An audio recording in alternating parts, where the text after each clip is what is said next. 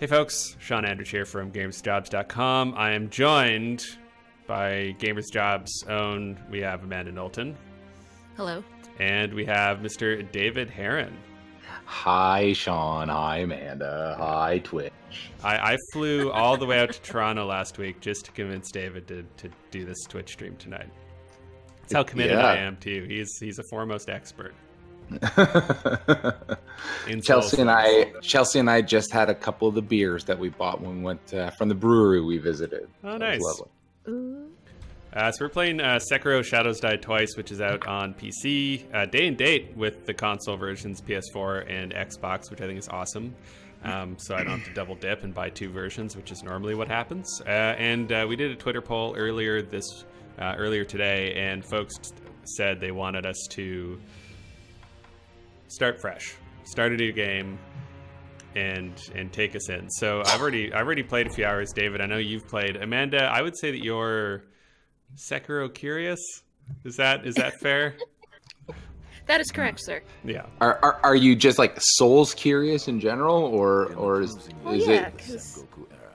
I did play. I did play a little bit a long time ago, back before I don't know, got serious about games. But then I played Necropolis, which is a Souls light, and I've engaged in other Souls types since then because of this growing interest. So, whoa, this looks badass. Yeah. It definitely doesn't look like a Souls game. No, like there's colors. No. And they actually tell you what's going on. Mostly. And the game will actually like tell you how to do things, which is great. Mm-hmm. It looks like Sway is playing this right now. I know he was gonna try to hold off. I guess that lasted all of half a day. Yeah. Well, I think Corey's the big surprise. Corey's like, I'm tired of pursuing new games to be part of a quote-unquote conversation. I'm not going to buy Sekiro on day one. It'll still be there for me later. So Corey's being an adult about things. Oh, this is probably one of the things that he learned at that fancy gym he's going to. The Orange Gym. They had a don't buy new video games talk. Come to the gym more. Blood. Upgrade your membership. It's gonna be a bloody ass game. Oh yeah. So this is our origin story.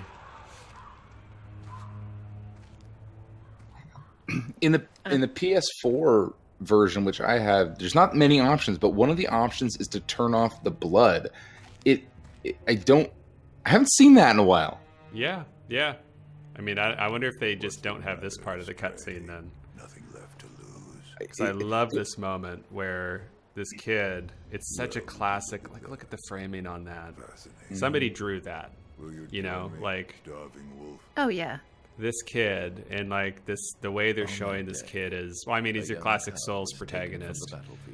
Kind of unemotional, doesn't talk much, doesn't flinch when he gets his face cut, grabs the blade by his hand to show he's ready for whatever.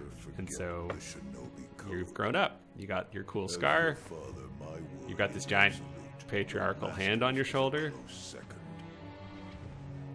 Hey Sean, just want a heads up. I guess my mic's really quiet and Dave's really loud. Okay, yeah, I'll adjust that a bit. Yeah. What a surprise! I'm the loud one.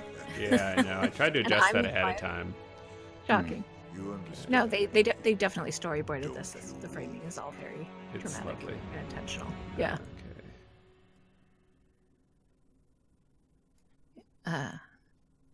Okay. No, they don't. David doesn't sound much louder to me, but I'm assuming that my Discord settings are reflected. After Ishin's coup, the Ashina clan. Well, yeah, Discord is auto-adjusting us for you, right? Yeah, it should be. It should be equalizing things. Yeah. And the shinobi. And voice meter tends to mute a lot of stuff, so that's something to consider.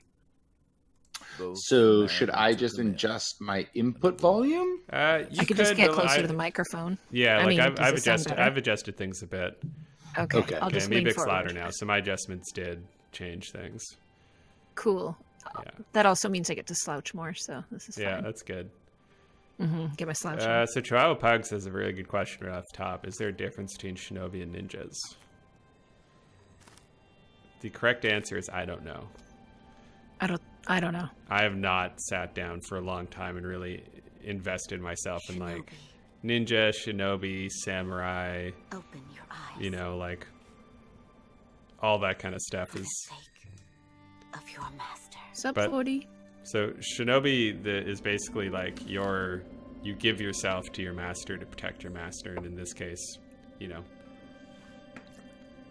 And so we saw him as a kid in the opening cutscene, and now we see, you know, like he was sworn to protect the same lord that his teacher was, and now we're kind of seeing like, oh, things didn't go so good. Something happened. We just don't really know exactly what. Does this like additional production value do anything for you, Shawn? Yeah, it does. Like it doesn't. It's. I mean, I've just been replaying Dark Souls 3, so I don't find there's a ton more here than I found in Dark Souls 3.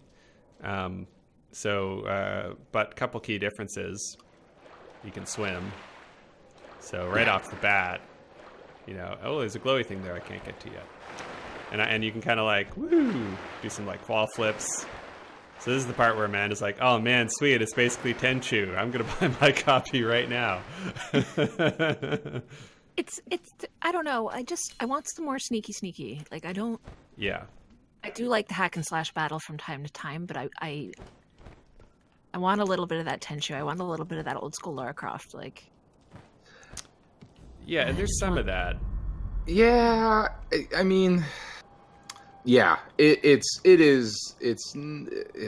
not going to be Tenchu. I mean, like thematically, and there's some similarities, but it's for all its differences, this is a From Software game. It is, it's brutal.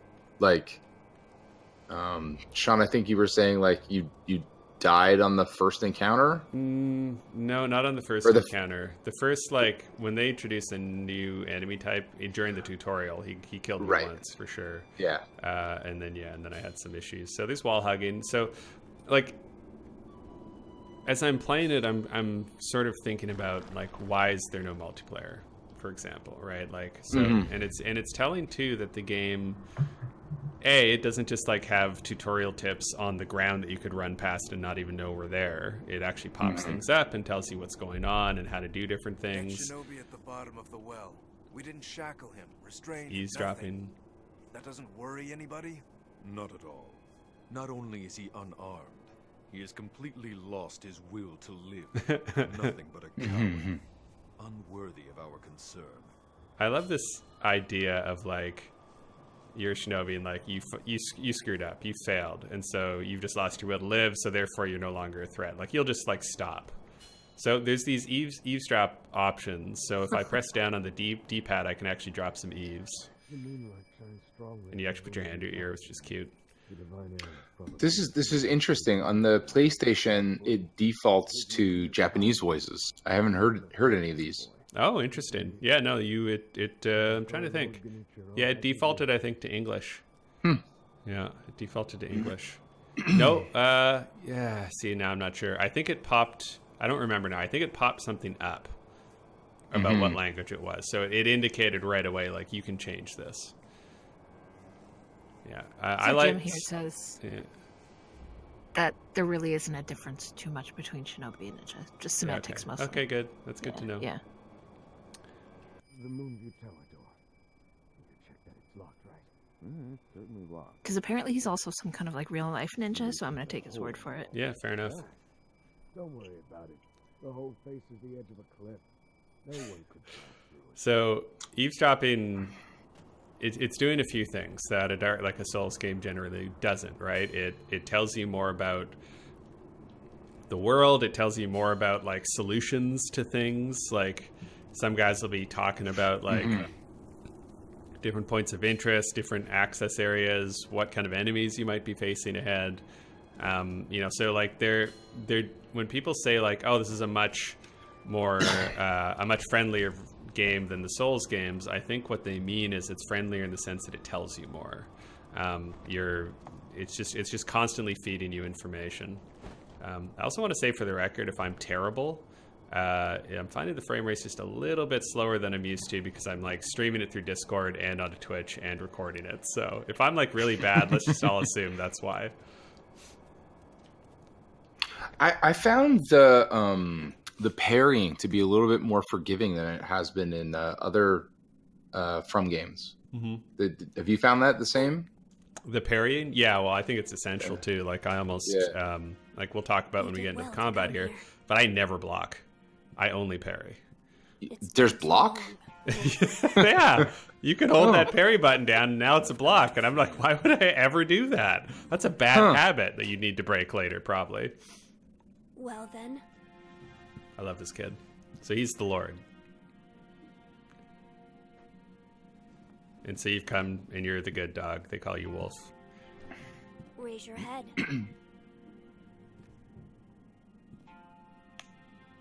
Kusabimaru, your sword. I know that's supposed to be a child, but those hands are tiny. Mm-hmm. In accordance with the bond of Lord and Retainer, you will pledge your life in my service.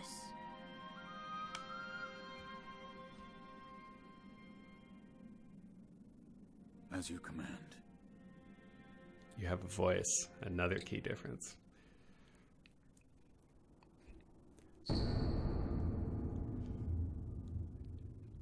I love the little like story things that come up. Shinobi's role is to kill, but even a shinobi must not forget mercy. Much of the blade itself may manifest. Ooh, that's actually an interesting hint for a fight I did later on in the game, which I won't talk about right now. Loyal Wolf, I see you are wounded. Sweet dreams, ST Pirate. This is special gourd of medicinal waters. Use it to heal your wounds.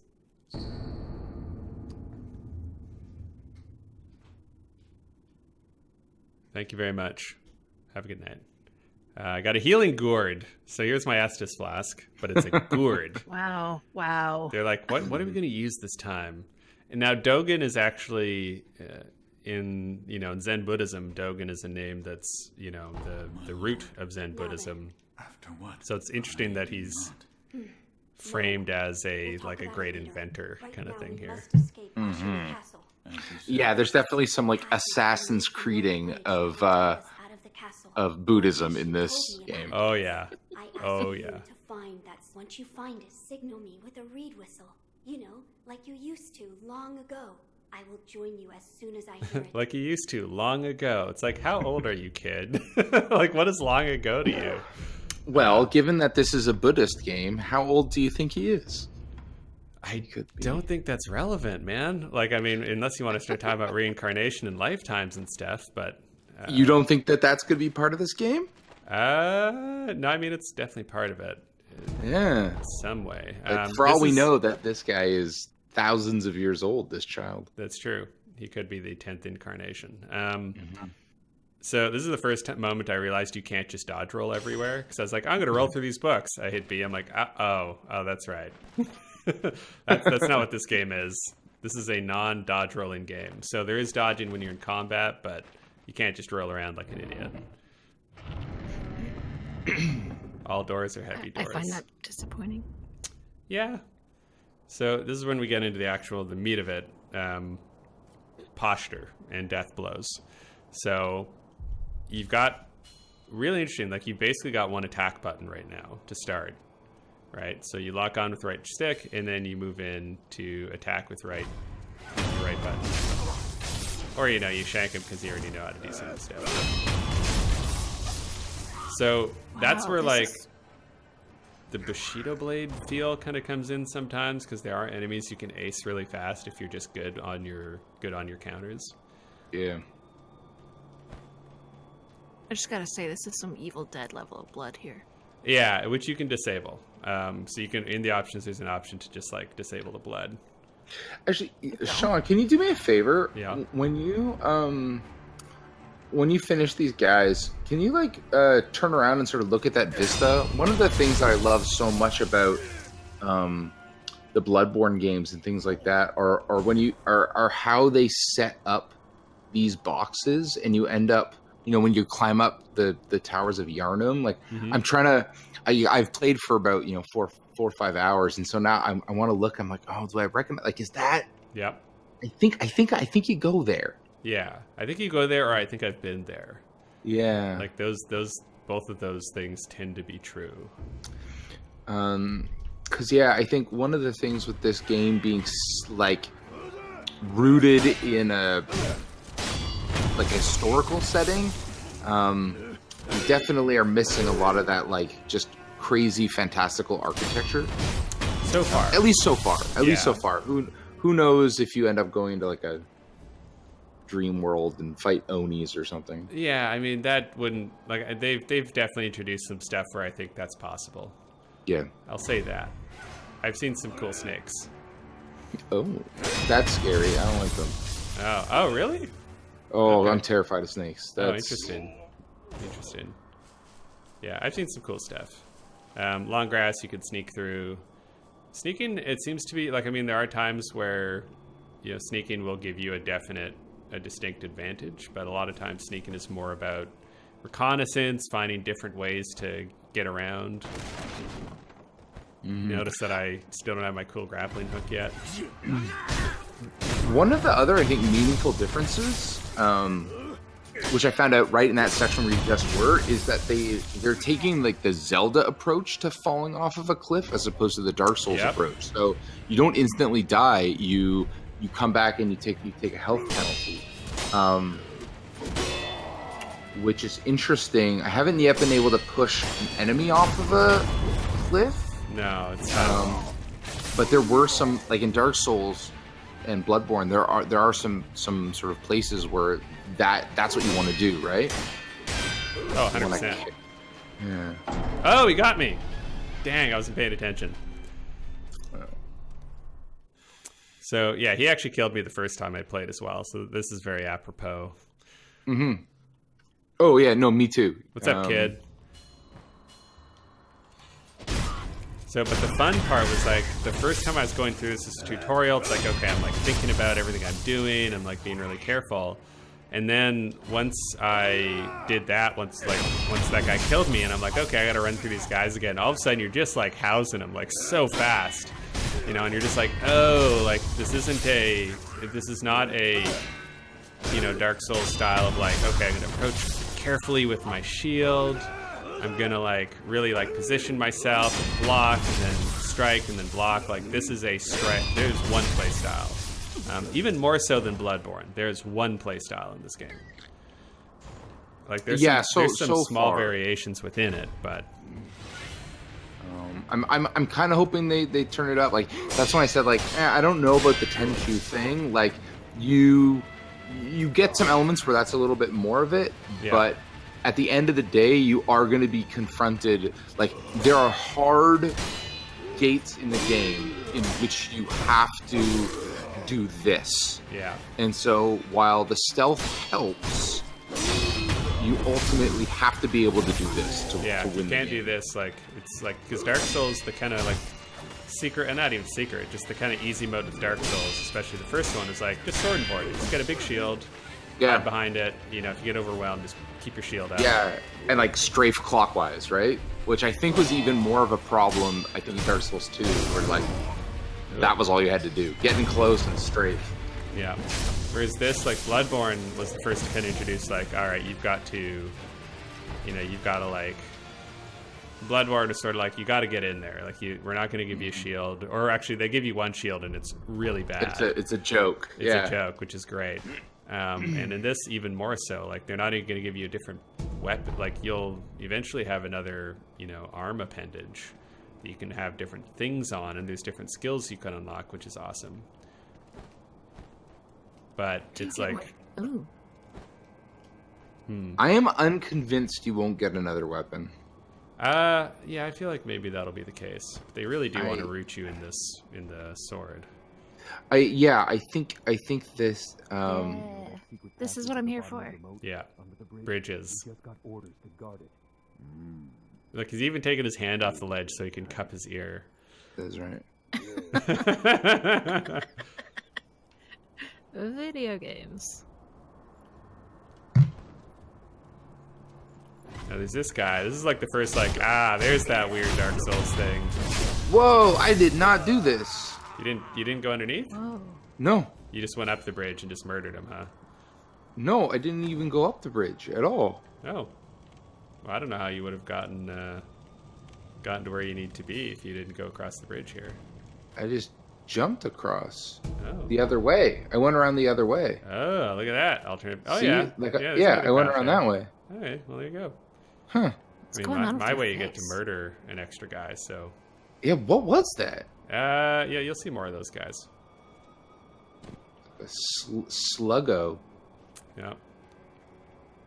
Did you ever climb up on the bridge? No, I only ever shot down here basically. I wonder what's up there. Yeah. Well, I mean, there's two guys.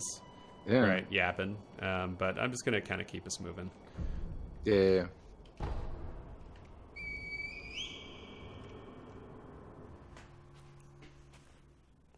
So I cleared the way.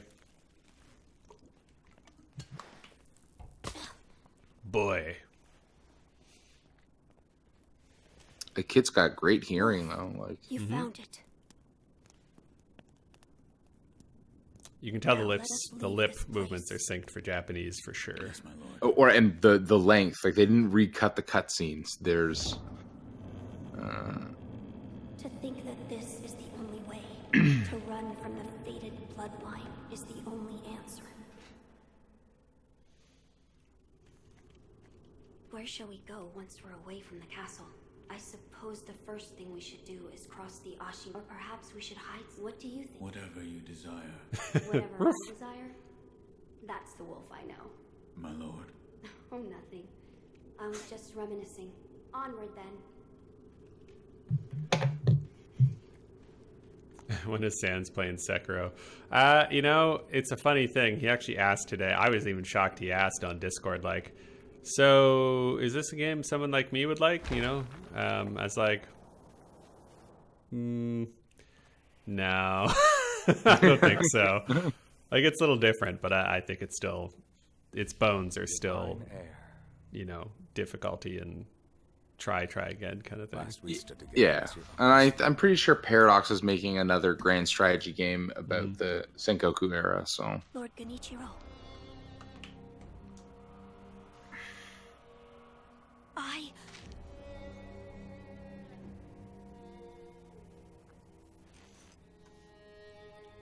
Classic.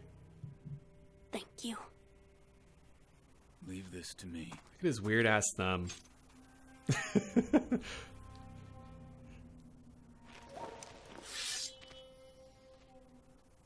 Come on.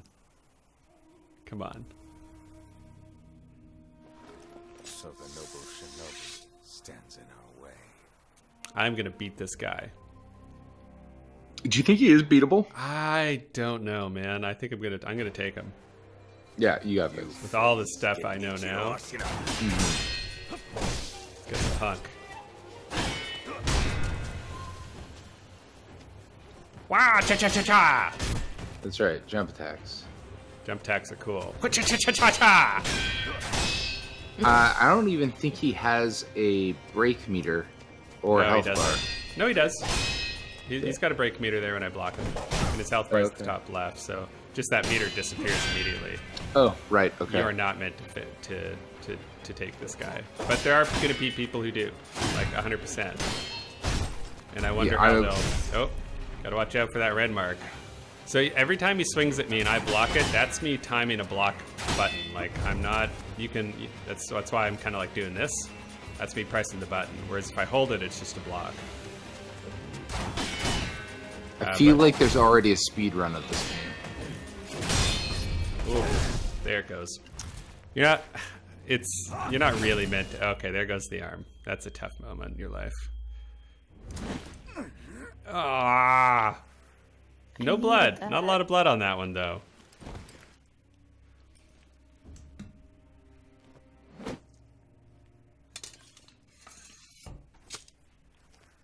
Is that your sword arm? All the shinobi has to offer.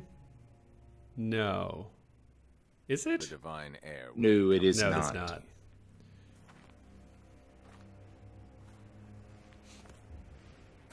Convenient.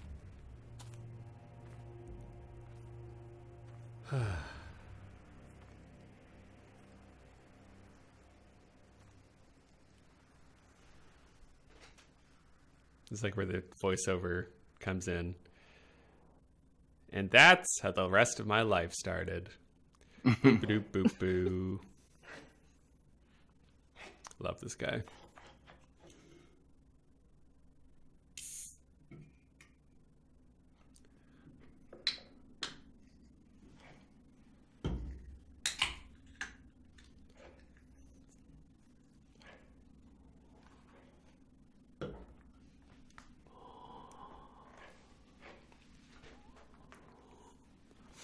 I like how he kind of like puts you under a mat. Mm-hmm. Oh, maybe that's a blanket around his legs, or no, that's probably just your clothes. What is this? That's a great question. It's the first question I'd ask too. Mm-hmm. When they first teased this game a few years ago, it was just the arm bit, like the bone and the rope, and this tightening sound, and it was like, and everybody's like, oh, it's Bloodborne 2. I think it was also covered in blood, and it was in a pool of blood. So it's like, this looks like some Bloodborne shit. Yeah. Which, I'm not gonna lie, I'd be totally down for. Oh, 100%. I think it'll happen eventually. So I've been given a prosthetic, which is a replica of a human arm, and it lets me do cool stuff. Let's talk to this guy. What do you call yourself? Your eyes, the eyes of a wolf who has failed in his duties. Or so it seems to me. That is not your concern. Spoken like a true shinobi. I must carve the Buddha. You do what you will. Why am I here? All I did was drag you here. Didn't even know if I was dragging a corpse. Couldn't let you get eaten by a pack of wild dogs. How long was I asleep? Some time has passed. Beg. I see. Some time has passed. Yet lives. He's being held prisoner. It's definitely like the most story in a Souls game. The most straightforward story too. Like it's a pretty linear. Well, not I won't say it's linear, but it's like a pretty like how'd I get here? My left arm. Yeah, it's immediately understandable. Yeah, like you know what the stakes are, why you're here. Shinobi prosthetic, a fitting fang for a one-armed wolf. Useless when it comes to carving Buddha, though. Really? That's what you called it? Shinobi prosthetic, sure, why not? It's probably cooler in Japanese. Almost certainly. Any shinobi tools. Shinobi tools. I see. For this device. When I was playing through this game, there, and I can't figure out why, but like with the cutscenes, with some of the dialogue, with it felt old. Like there are parts of it, or not old. They reminded me of, I think, a time where I think Japanese games were more prevalent in my life. I don't know why. There's something distinct about it. Mm-hmm.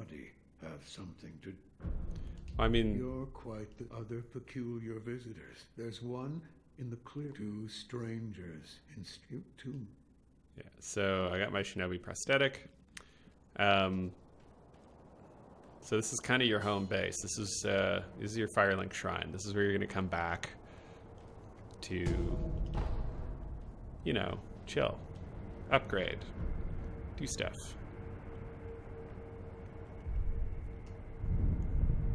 Yeah, so it's got this like hybrid system of you have like the renewable Estus flasks and those pellets, which are a heal over time consumable. Yeah.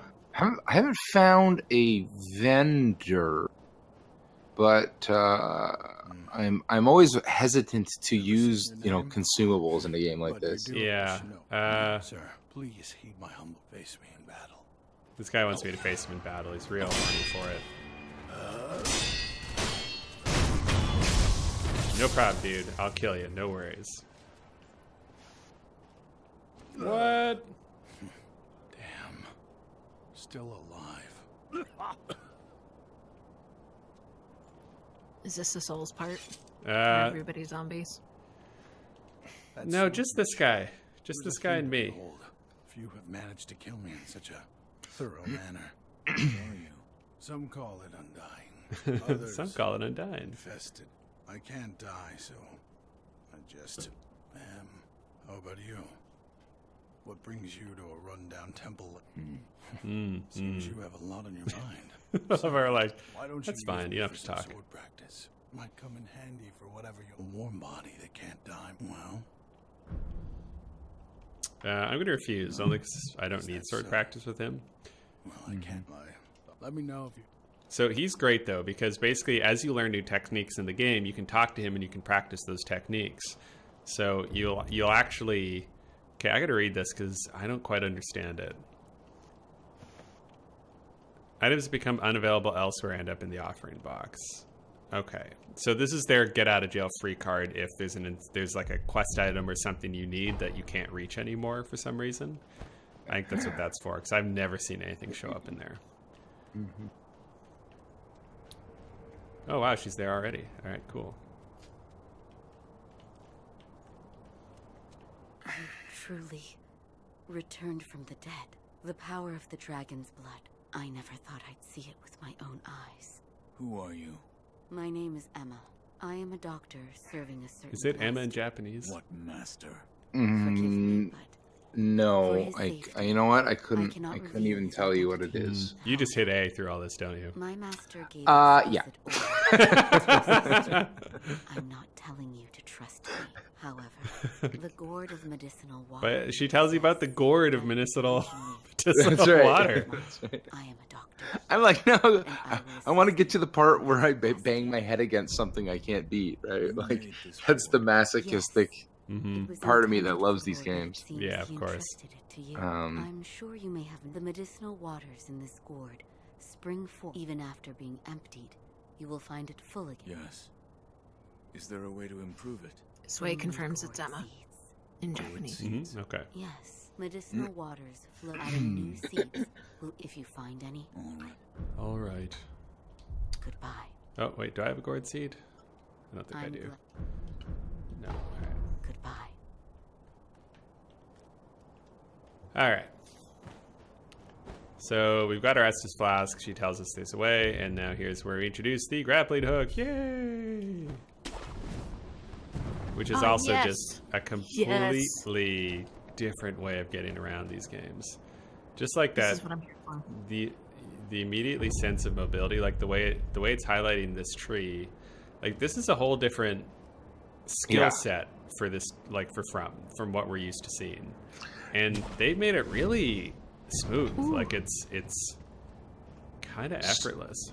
It was so smooth. I mean, like it's not like Spider-Man, right? So No. like let's just so we can put that aside. But where it really did surprise me is I assumed it was going to be a lot more rigid, and about 2 hours in was the first time I hit the button again while I was mid flight, and it worked. Like it was an interaction that I had just naively assumed wouldn't work in a From Software game. So, okay, it's not Spider-Man swinging, but it's still pretty rad. Okay. Amanda. Yeah. Okay, this isn't Tenchu. I just want to repeat that. But Yes. but you can throw yourself. Okay, this actually confused me a lot. I missed the press 100%. and hold. I missed the press and hold note. Yes, so I me saw too. press X to pick up, and I'm like, yeah, press X pick up, and it's fine. So I'm like, all right, cool. You dropped money. I'm gonna press X. How come nothing's happening? Is it broken? Is my game bugged? No, you need to hold X and kind of vacuum it into your body. So I did that, and I thought I was like charging up my power or something. You're I'm like, this is how you do extra damage. Yeah, and you're just like, oh man, if I do this, oh yeah, this is how you do extra damage. Or like, if I do this, something bad is gonna happen. Yeah. Yeah, Oh yeah. which is usually my assumption in these games. You're trading health for a focus attack. No. Yeah. It's just you got to hoover up the gold, which actually is nice because then you're not running around enemy to enemy picking up shit. Instead you can just suck them all up at once. I mean, it was you know what that is? That's a Peter Molyneux thing. Totally. That was Fable. Good and vague. Yeah, that was a Fable. It was actually really beautiful in Fable because they had the 3 or 4 colors. Yep. It would just swirl around you all prettily. Well, it was one of those like every once in a while there's like an effect. So like I think like that the roadie run in Gears of War, where there's just like this combination of like animation, a shader, a camera movement, and I don't know, it just hits with me, and I think with other people too, and you just sort of become obsessed with these like little interactions. I always look for those in games. Mm-hmm. This isn't quite that, but no. But as far as like an interaction goes, what they've managed to do, part of what they managed to do here is like in all the Souls games, a backstab is like a beautiful thing. And because like the screen shakes, you get that like that clang noise, you get all this wonderful feedback, and you get a sweet backstab, and it feels great, and you get kind of addicted to it. I think in Sean's Dark Souls game, he managed it like 4 times. In 6 hours, he managed it very little, and I feel like if he was doing it more often, he would have just kept playing because it feels so good. Which Dark Souls was he playing? He was playing Dark Souls 1. So it's a little finicky in Dark Souls. It is. I think in all of them you sort of have to plant your feet. Yeah. But I think that one, that one played a lot more like Demon Souls than the other, and it very much was plant your feet. Son of a bitch. These are the most deadly enemies. No, seriously, these guys are the worst. Reminiscent of the Dark Souls, or of the Bloodborne, because you can't counter them. No, and you don't have a chain whip to deal with them. Yeah. And I've died. There's like a couple places where there's several of them. Oh, there's like a horde. Yeah, they're the worst. And they messed me up. And this early, like, it's like 2 hits and you're dead. Yeah, so I'm just gonna rest here. Why not?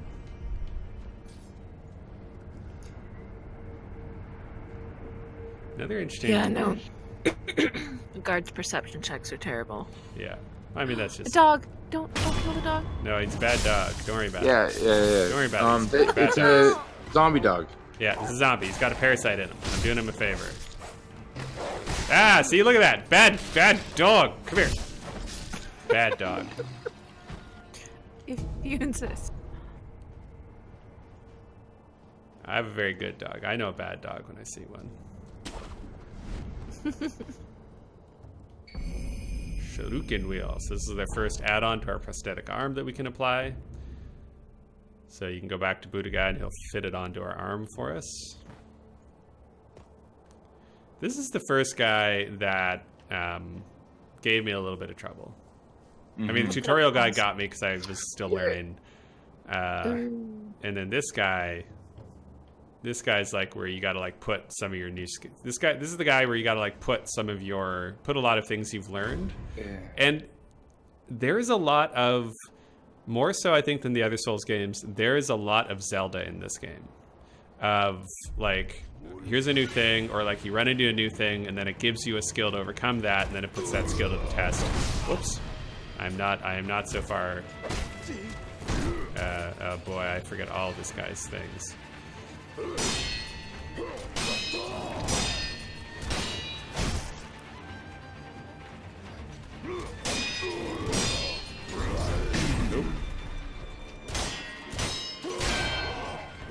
So that little red thing is when he's going to do something unblockable, so you've got to respond in an appropriate way. Oh, that's what that is. Yeah, so you can interrupt that.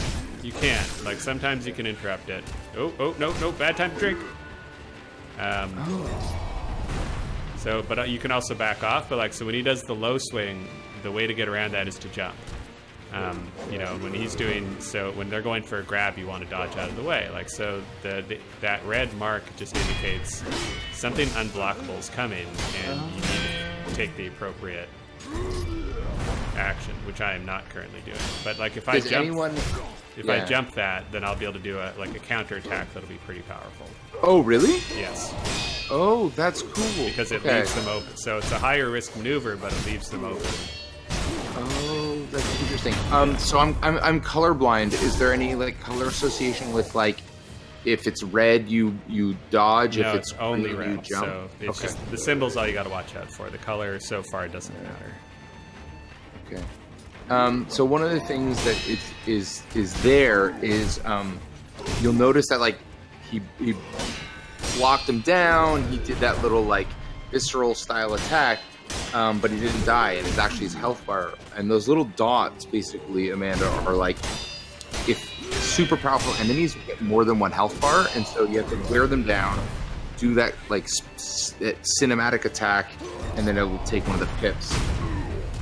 So actually, I think one of the cool things is there are if you can sneak up to them, you can do a stealth attack and it immediately takes away one of those pips. So if it rewards you for that stealth ninja stuff by basically giving you a half strength boss, or you're just a swords master. And does this game have grenades at all? There are some throwable things. I haven't seen any actual like grenades so far. So I'm actually going to pop back to our I just want to call it Firelink Shrine, but I'm going to head back to the place because he can add to the dilapidated tower or whatever temple is not as cool as Firelink Shrine.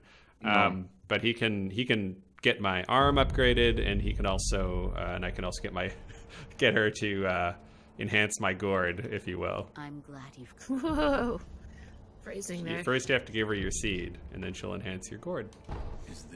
So you actually could skip that little mini boss entirely. Nothing's preventing you. That isn't one of the places where they put their foot down and say you have to fight. But the seeds seem pretty valuable. So well, just like Estus flasks. I see. Please bring me. Yeah, for sure. Goodbye. Yeah, just like Estus flasks, get in your. Keep adding more basically renewable heals is always worthwhile. I said before that but by fitting shinobi tool thick shields, break them into splinters. Swift foe fitting more devices. If there's someone that needs killing, that's all there is. I should calm myself. The more I speak of bloodshed, the more demonic my sculptures will become. I like this. The idea is this guy's just been sitting here just hammering out sculptures forever. And depending on if he gets more aggressive, depending on how he's feeling, the sculptures are like they get more sort of wrathful. Is that a common thing of sort of followers of Buddhism? There's sort of the repetition of the imagery in the sculpting. Geez, I don't know. Like, yes, I mean, there's definitely like I've got a sculpture of a wood carving of the Buddha in my office here, and it's and for some, I mean, there's people who just do it for money, obviously, but for monks and stuff, like it can be a practice, just like painting a tanka. Right, it can be like a meditative. Right. Yeah, and also a good way to bring in a little bit of money for the temple, for the monastery and whatnot too. So repetition can definitely be a thing. Here's the new prosthetic tool. It's the first one. It's like I haven't run into a lot of times where I found it super useful yet, but it lets you shoot shurikens, or is that when I was a kid you call them ninja stars, which is way cooler way to say that. So is it like a wrist crossbow type situation? Yeah, like it's just basically attached to like I've got 3 slots, so as we unlock more add-ons to the prosthetic, you can just choose which 3 you want to have active. Cool. So right now the shuriken's the only one that's available. But yeah, so it's just basically like, and it's also your grapple. Eventually you can attach like a cool axe to it. I've got, there's other things later on in the game you're going to get, and they add like different little combat wrinkles. So it's still primarily like a sword fighting game, but they definitely give you different ways to express yourself. Yeah, it seems like this game has... My assumption is that they've locked some of the combat maneuvers that you would find in Dark Souls games in the weapon sets. So in Dark Souls, depending on the weapon you have access to different maneuvers. You can like kick or jump attack or whatever. You don't get those. You get a very small subset. Whoa. There's the Dark Souls part. Where you're just a little inattentive because you're listening to David talk and you just get got by some rando lobies. But I think my assumption is they're going to put that complexity in some sort of upgrade system later on, and in items. Yeah, maybe. So here's the unsouls part. Not cool. They're all like hanging around, but I can resurrect myself right now. Like I'm dead, but all the damage I've done remains, and I can be like, I'm not done yet. Yes, okay. Resurrecting. I am now Vengeful God.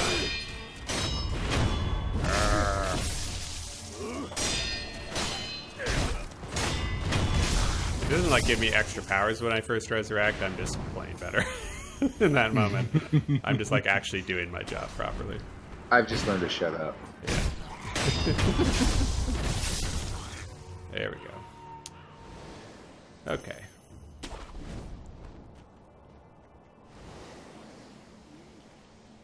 You have died so many fewer times than I did in my run. Yeah, well, I mean, I've played this part a fair bit.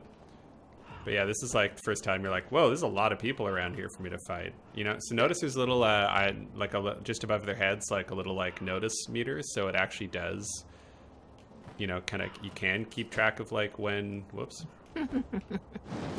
Yeah, like, when they're off screen, there's little indicator arrows. Very, From Software has moved into the early 2000s. Yeah, totally. They're doing it well. Like it's, but like it is definitely kicking and screaming a little bit. Like they're doing it, but just the bare minimum. Like they do not want to gum up the screen. Like you'll notice that when I'm like I've got the UI set up so that I don't see anything unless I'm fighting. So I don't really like to gum up the screen either if I can avoid it. But yeah, if you can get the drop on someone, you can really do some damage or just outright kill them. Here's an old lady. Oh, is that you, Inosuke? My son. Have you seen the young master? I'm not your son. I'm going to say nothing. Nothing to say? Does your stomach hurt or something? You always had a weak stomach. Well, anyway, take this bell. It's a charm I made with the young master in mind. Please, offer it to Buddha for his sake. That was actually one thing that was really, because I haven't really watched any of the I haven't watched a lot of coverage of this at all. Like I saw the first trailer when they announced it and that was basically it. So the first time a character's like, Buddha, I'm like, what? Like, this isn't like we've made up a place. This is actually like, this is actually taking place, like in a sort of mystical version of an era, but like an actual rooted place. Somebody. Yes. No, sir. My name is Inosuke Nogami, a vassal of the Hirata family. This is so sad. Totally walked by this guy. Yeah, I'm starting to learn a lot about you, actually, just in this first... I don't read stuff. I never even noticed that guy dying by the rock. I met your mom. She gave me a bell. She did she? That bell's troubled her, for she kept muttering incoherently. Something about offering it to the Buddha. Yeah, so it's very sad. Like, he's her son, and he's just sitting there basically bleeding out. And she's just kind of hanging out like, where's my boy? And they're just so close, but so far away.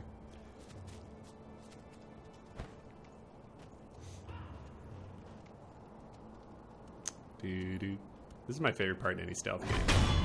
You like the crawl toward somebody and they don't know you're coming. Feel kind of like a shark. Do you get any more finishing moves, or is it always that one? It's more contextual as to where you're doing it from, so it looks different if you're doing it from from like tall grass. Oh, he can still see me up there. All right. That's actually the first. That's actually the first time I've given that guy a clean shot at me. I've always killed him from behind. Was that number 2 or number 3? Well, I mean, if you're going to count resurrections, I mean, so that is an actual death, so that would count as a death.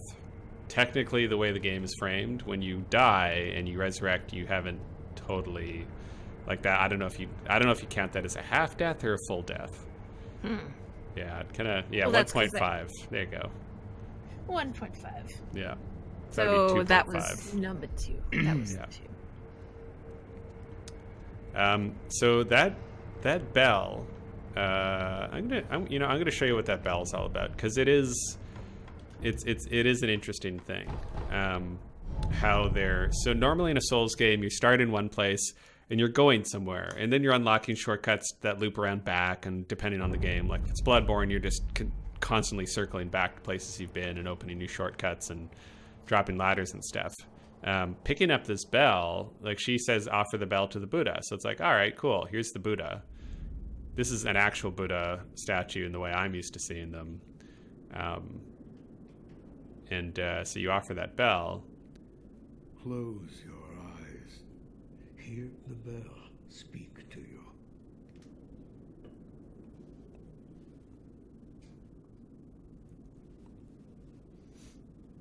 It's interesting they cut off the Buddha's head there. I don't know if that's significant or if it's just weird framing.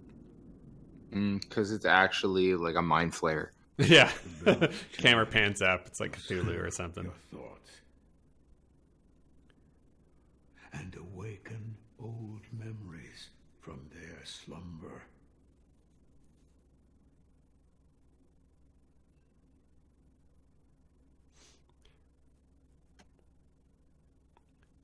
So now we jump back to 3 years ago. And now we're in a memory. So what this opens up is the possibility of the game basically instancing out different areas. They kind of did this with the DLC for like Dark Souls 3. You know, it would actually wing you away to a different place and you'd unlock a bonfire. Then you could kind of warp in and out as you like. Can I enhance anything yet? Let me check. No, I can't do that. You could buy ammo, probably. Yeah, you can buy ammo, and anything you buy above and beyond, you can bank. So I don't think it's a big spoiler to say yes, eventually there is like a merchant you can buy and sell things with. Oh, right, yeah. But early on, it's like when you die, so you don't leave. Unlike Dark Souls, like when you die, this is a cool vista. Yeah, this is classic. This is like, oh, the places you'll go. Yeah, like you like up to that flaming village. This I was taken aback. But Chelsea walked in and she said, "Is this what Skyrim is?" Yeah, I mean, this is like a vertical Skyrim. This is like a Skyrim vertical slice, like a really dense Skyrim. Yeah. And I was like, well, no, in Skyrim you would glitch your way up the mountain. Yeah, 100%. Just run backwards. I bet. No. And I will tell you, that little grappling thing, and grappling always feels pretty good. It feels good. Mm-hmm. Good grapple feel. I don't know if I went this way. What's over here? Nothing. Not even a little shiny thing to congratulate me for being inquisitive. Yeah.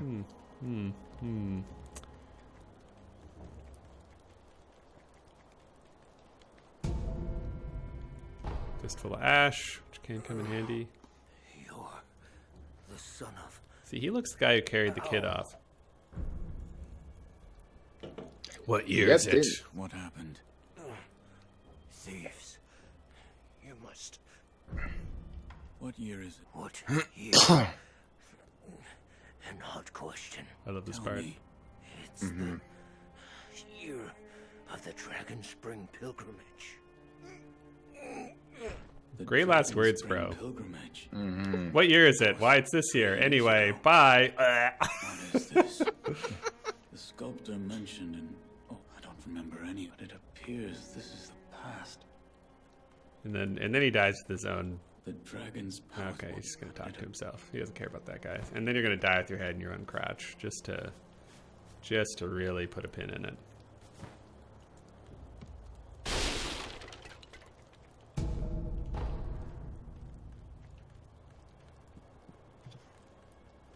What does that dousing powder do? If you're on fire, you can use it to put yourself out. Change the status. That makes sense. Yeah. So I could actually swim across. Yeah, but you know. That's not the honorable thing to do. The honorable thing to do is to jump off from the side of the bridge and. That's right.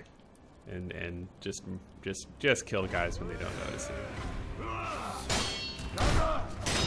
So those torch guys are annoying bastards, and I hate them. Yeah, and they have this animation where it looks like they're calling for help. Yeah. Do you think that's actually doing anything? I think it does. There's a certain. Whoa! I haven't actually countered a wolf before. That was nasty. That was rad. Mm-hmm. I think that. What was I lost my train of thought?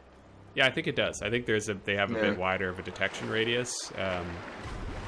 When I first saw this fish, I was like, "Oh no, run away! It's gonna kill me." Oh, I 100% was afraid of it and didn't even try.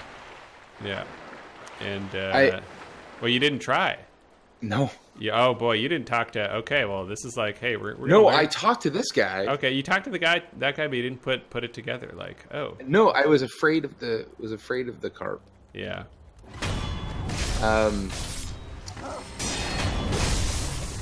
On that animation front, I worked with a technical artist who worked on Ultima Online, and he had a bunch of great stories. But one of the great stories was they had a bunch of complaints about like, oh, they wanted better enemy AI, and so he added in an animation where programmatically one of the enemies in a group would point towards the player.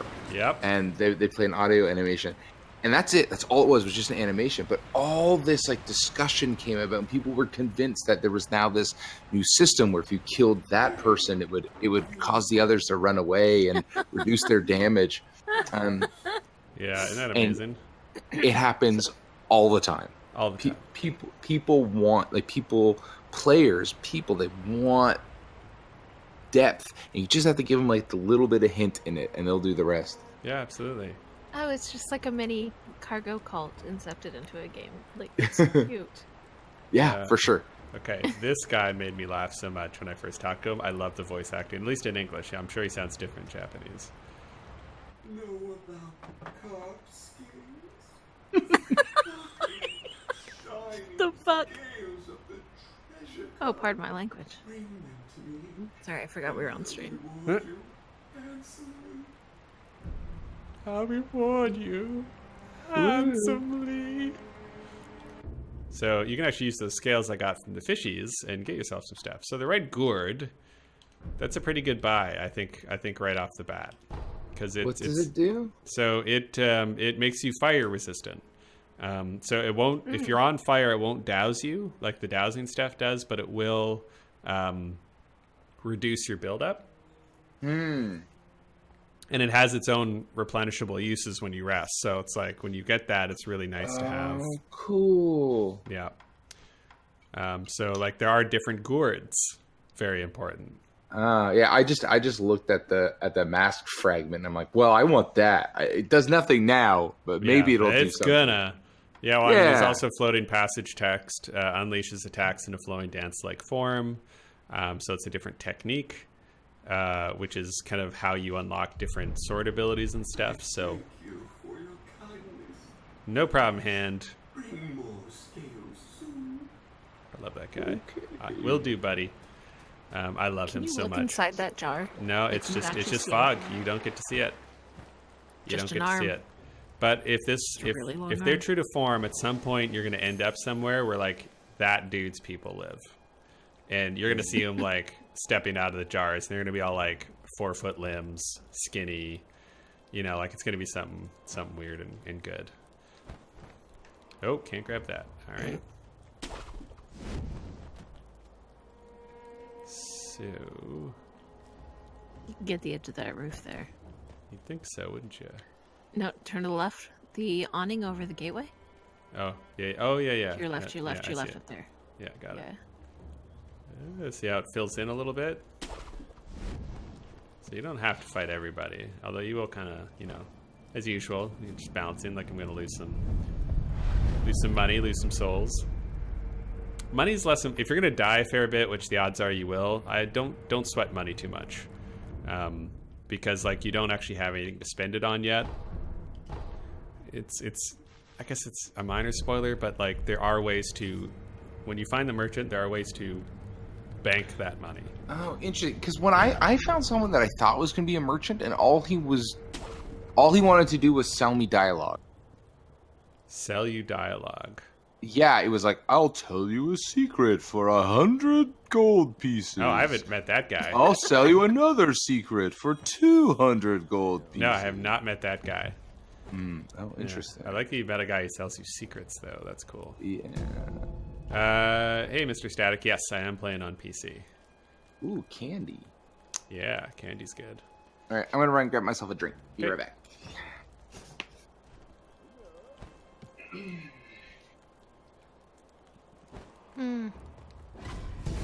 So, I'll just point out this door is locked from this side. Oh, and there's a... Oh, you! Stop it! I was trying to talk to people. Ugh. Oh my god, you're making me look bad. Stop fighting for 2 seconds. Notice I blocked that. I did block that arrow. Oh. Oh god. I'm just panicking. I'm losing it. I'm losing my cool. Okay. Okay, that's a tension part. I just gotta like take a second here. Get myself together. What is this on the wall all of a sudden? Is that my blood? That is kind of whack. Oh, they're throwing oil pots at me because I ran over the wall. Dope. Oh, is that on the other side of the wall? Yeah, I think it's just the texture is bleeding through. Yeah. Okay. Nice. Gotta get myself together here.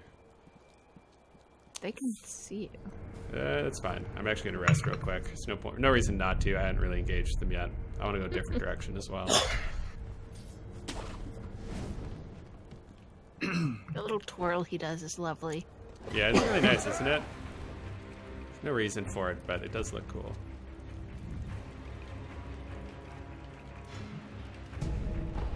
So that sugar I just picked up makes your attacks more potent. If you go around the left side of this building, is there a doorway facing the other cabin there?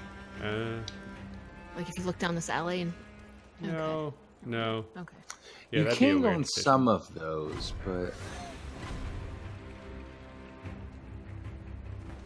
I think one of the things that the Souls games don't do a great job, and this sort of continues, is doing a good job of distinguishing between doors that you can interact with, even if it's just speak through, and doors that are just on things.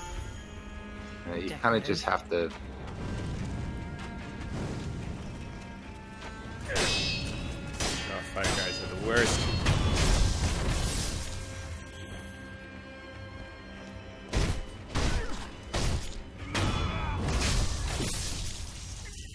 Okay. What? Yeah, I really don't pay a lot of attention to items in this game either. You know, like really should. There's always this kind of feeling like, well, I mean, they're bouncing any encounter that they can't assume you have any given items, so they're just going to bounce encounters that they should be beatable without help. So I just never occurs to me to use it. And I haven't gotten the impression that enemies drop items, do they? No, not really. Sometimes they'll pop out like the spirit things that are like your ammo for your special prosthetic abilities, but that's about it. Right, but they're not. Oh, okay. So you can do it. You can kill a dog with a ninja star. Oh, interesting. Huh. Okay. I tried to do that. See, he's kind of like, it's got him. Seeing those guys by the fire got up. So I feel like, I think it's kind of scripted. I don't think it's... Right. Yeah. I mean, it wouldn't particularly be a difficult mechanic to add. It's just,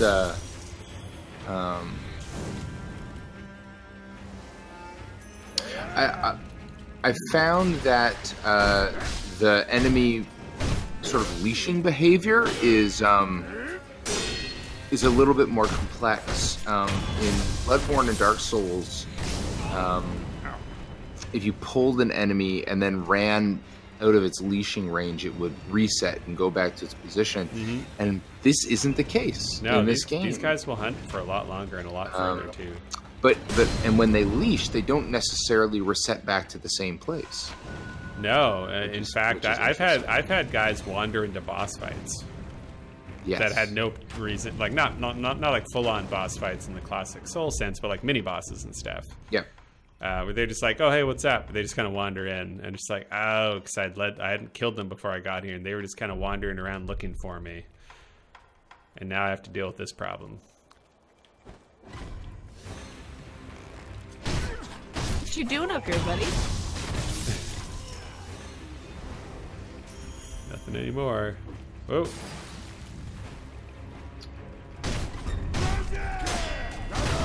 What does the red symbol over your head mean?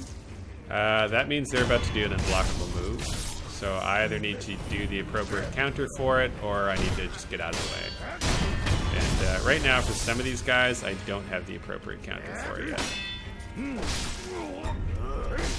Like that guy. That one, there's a counter I can get, I just don't have it yet. I don't actually remember where I got it either. Bad dog. Yeah, it's a bad dog. We're good with killing those ones. They're bad. Are those counters that you're talking about, is that something the guy in practice with? Sorry, say that again. Is that something you can practice with? Yeah, with that undead swordsman. Yeah, like when you unlock different like abilities through skills or whatever, that swordsman will often update his list of things he can practice. Oh, okay, all right. Yeah. I think I need to go back and. Which is great, because that's just you don't have to. Oh, ow! See, I'm actually trying. I actually just tried to counter that guy, but I don't have the counter unlocked yet.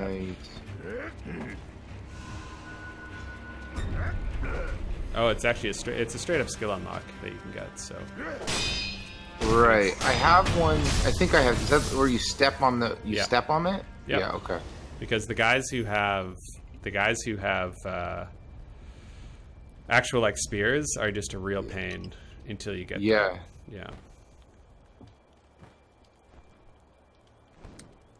Okay, so I don't have to. Oh, I'm out of gourd juice. I don't actually have to be in here at this point. What's in there? I'm trying to. I got a bunch of items and stuff. This guy has something to say, I think. Yeah. Oh, there is something I think is worth. You are a shinobi. Sure am. Yeah, I think getting that axe is definitely worthwhile. Yeah, you really need it. Okay. So he tells you there's an axe, so it's like, all right, cool. So again, NPCs who aren't talking in riddles, they're just straight up like telling you there's something that can help you.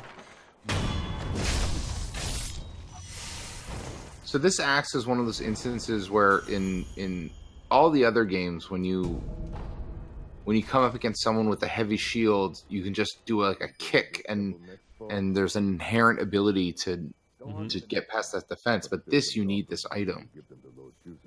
Enough. We don't take from Buddha.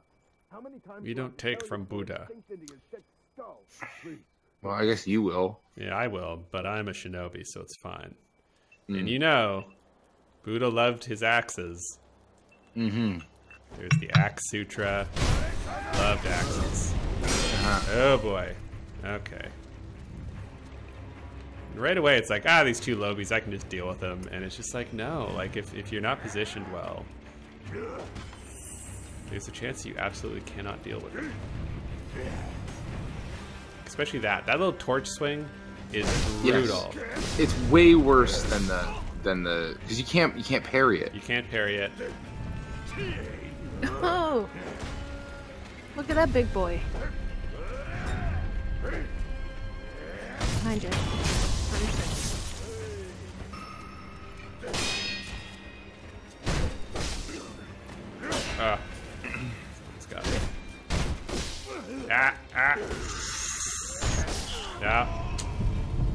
just chilled out. Whatever, I'll just resurrect. Stabby stab.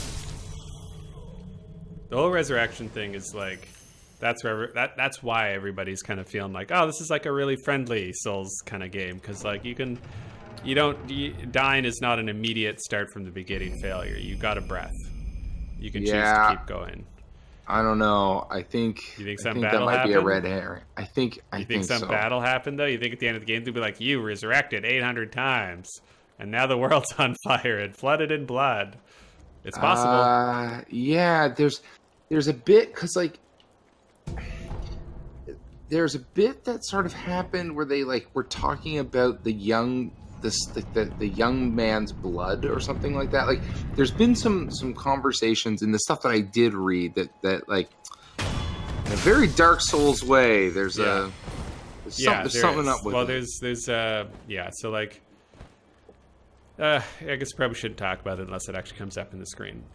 But yeah, there are plot and story reasons for your resurrections, how that works. Human going, you can only resurrect once, at least currently. I think you might be able to unlock more later, but you can currently, when you die, you can resurrect once, and then you can't resurrect again until you rest at a shrine. So you'll notice actually there's on the top right-hand side of the screen, it says Unseen Aid. That's at 30%. Yeah. So when I die, I lose half of my skill points that I've accrued and half of my money. There's a 30% chance on death that I won't lose that stuff. So rather than having to go, you don't have to go and collect your souls like you did in Dark Souls. You don't go and collect stuff from your body. Instead, when you die, you're just going to lose half your stuff. Half your money, half your skill points that you've accrued. Or like half your skill bar. Like it says 2, like that skill bar is 2, and it's that little blue color there. Like if I die, I won't like go down to 1 skill point necessarily, but I'll lose some of that. Let's travel, because I think we'll go and get that axe put onto my arm. So that's another interesting. No corpse runs. This is also Sekiro is definitely a game where they want to keep you moving. Like the whole like resurrection mechanic speaks to that too. What is it? Seems to me your battle sense has returned. You're more like a shinobi than before, if only a little. Take this. Ooh, an esoteric text. This is what I was looking for. What is it? Baby, this is a good one. Shinobi techniques. Recorded within are fighting techniques that cannot be performed by samurai. I wish space. Whether you make use of them or not is up to you. Shinobi aren't the only ones with their own fighting techniques. So skills is this is where you spend your skill points. I'll show you the skill tree in a second. So, was that what? There is what the great Buddha has seen fit to what you felt. That is what it all depends. I'm not sure if what I... That's how. That's now how it who's works. Skipping text? I know. I've read this before. And it's a stream, you know. Okay, so we've got the loaded axe. Yeah, I want to create that. Flame vent. Oh yeah, because I got the flame barrel. Yeah, I want to create that too. Ooh. All right, so we got 3 prosthetics. Be prosthetic. Just banging away charm. To it quite here. What is it? It contains. So you got some pyro now on you? I got some pyro. Got some axing. Axo. Prosthetic arm. Axin. I had thought that prosthetic, but it seemed. If you want more, you'll need this. There's no. The least I can do is load your arm. Thank you. All right, so let's go have a sit at the bonfire and have a look at our skills here.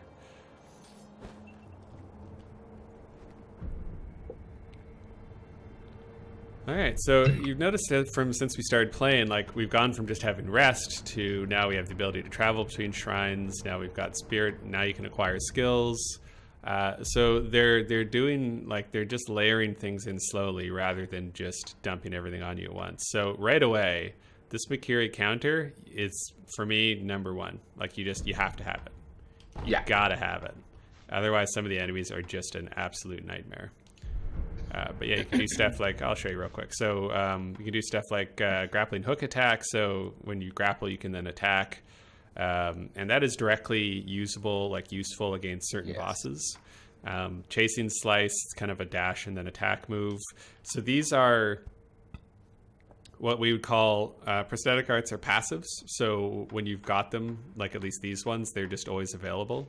Whereas like this whirlwind slash, which is red, is something I need to equip, and I only have one spot to like. That's like there's one ability spot where that's going to fit. So if I unlock new red abilities, then I'm going to have to switch something out. So what you end up with is basically like eventually you're going to have a loadout. Like right now I've only got 3, so that's what my loadout is. But eventually it's going to be like, all right, I'm going to use fire and axe and whatever the fourth thing might be. Like you've got to pick. So these spots are locked even though I've unlocked one of them. Jerks. I guess I don't need it yet. That's why. Okay. The grapple attack immediately went from making one of the mini bosses difficult to trivial. Yep. Yep. So absolutely. It was important. Thanks, Meggers. All right, so let's head back to. Should we keep on? Yeah, let's keep on the estate path here. So we'll keep delving through the past for a bit. What I like about this this thing that is outside of the world loop that you're in, being able to jump into a different. Like it gives you a slightly more linear approach, and if you get stuck on one path, you can go back and do a different path instead. That was true in the Souls games as well, but here it's a lot more. It's a lot more explicit. It was a lot like Demon Souls. That was what Demon Souls was sort of this hub and spoke thing where you had different points in times that had these different paths. Yep. So I'd unlocked the shortcut. That's why I just ran past those guys and jumped on through here. Oh God, that's this is the one that got you. Yeah. Yep. Yeah. You're like, oh, what's down here? Maybe some cool stuff down here, and it's just like, yeah, there's some cool stuff. There's also a fucking lot of chickens. Oh, maybe you could shirk in those dicks. Oh yeah, maybe. Be worth a try. Oh. So I do love. They're like, yeah, no, there's Buddha. You're in ancient Japan, and giant chickens. Dire chickens. Dire chickens. That is the correct. Yeah, it's not a one shot. Man, they're better than the attack dog. But I do love you can still interrupt their chicken posture and just really let them have it. They're like raptors from Jurassic completely. Very much so. Yeah. So notice I'm picking up sugars, and they're kind of like round. They don't quite have a circle in the middle, but they sure look like lifesavers. The Buddha loved his candy. It was his one attachment, actually. Totally attached to candy.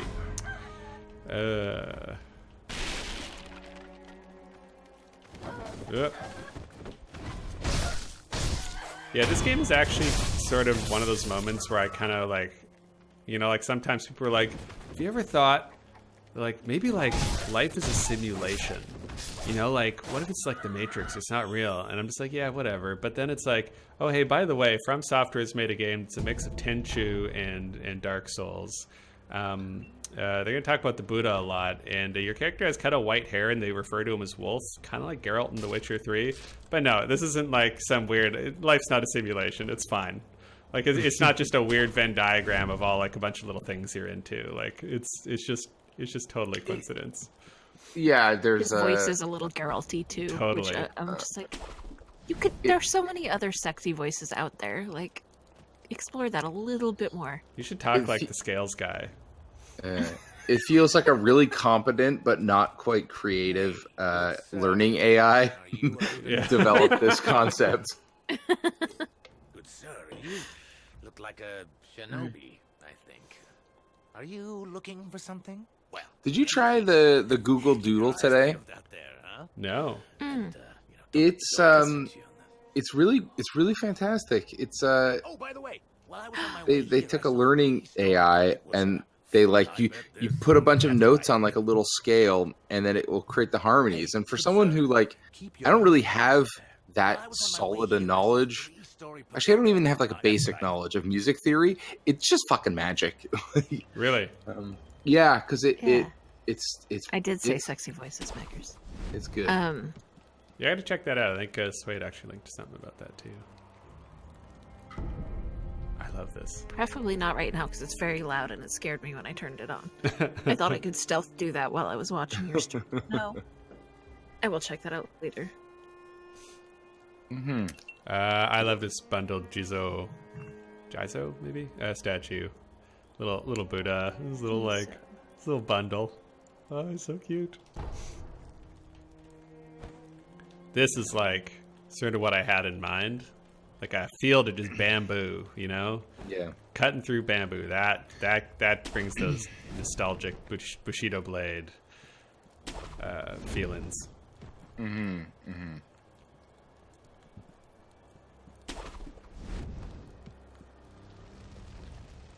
Okay, so this is where we want to get our axe out. Do you think you're going to give us new clothes at some point? I don't know. It feels like they should. Get something coming in behind you. Yeah, I do like that coat. I mean, I do too, but it's you know, like it's just one of the ways I feel like there's progression. Like when I look different. Okay, you know what? No, we're not doing this, guys. Yeah, just not doing it. You can just. Yeah, we're just not doing that. I'm not doing this like you're flanking me thing. See, this is actually what a veteran Souls player will do. Yeah. I don't care who's streaming. I'm just not doing it. Like I'm out. I'm gonna stay up here until you give up. Yeah, because you know, they don't. You know, this isn't Assassin's Creed. They're not magically going to be able to jump up. No, some of them can throw stuff. Yeah, but that's about it. So the music stops. You know they're losing interest. Their little triangles are yellow, not red. So you know they're kind of cautious, but not actively seeing you at the moment. That's right. Yeah, and I know you kind of like said like, oh, you know, they're caught up in the early 2000s. I mean. This right here is not really much different than like the latest Ubisoft game. You know, like it's still basically an arrow pointing to who sees you and what their status is. You know, it's a nicety. Like it's a little bit. Sure. It's a little bit kludgy. Like, you know, it's very gamey, I guess I would say, which is not necessarily something I'm used to in something from software. They're more likely to. But as soon as you say we're going to introduce stealth, you need to have these interface things. Like otherwise, it's just stealth is either really satisfying or just complete and utter shit. Like it's rare that it's there's no like decent stealth. It's either good or it's really bad. And so I think one of the reasons why I say that is that this game. It feels like it exists in a world where Assassin's Creed and Batman Arkham Asylum never came out. Sure. Whereas I think like other games that you're right, like they play on these tropes. They also have all these other things that came along with it. Yep. And as Amanda said, right, like there's a fairly limited amount of animations. Like there's and that's what I sort of like love about these games is that they spent their time and effort on the variety of the boss scenarios, on the like crazy skyboxes, on the intricate level design that sort of like folds back in on itself, and less on the enemy animations, which I think at face value seems insane. You're like, oh, but you see this death and you see this like backstab animation 1,000 times. Yeah, that's the thing we should spend money on. The reality is the difference between them having one animation and 5 animations is negligible. Yeah, you're gonna get sick of those 5. Yeah, like almost as fast as you're gonna get sick of the 1, right? Yeah, you know what drove me nuts? I think it was Deus Ex. Oh, this is not good. It's that spear guy. That spear guy is just, I'm terrified of him.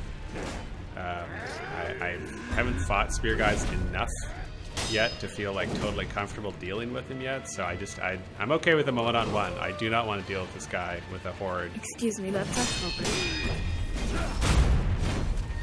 What's that? I think that's a horde. I'm probably wrong.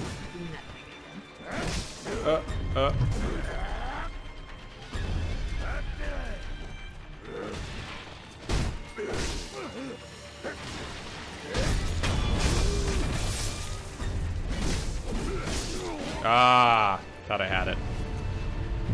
So when he's attacking me and that red symbol shows up, I can hit, rather than hitting left button, which is which is my normal block, I need to hit B. So I need to hit a totally different button, totally out of context, in order to counter that. So I've got to like do something different. Oh,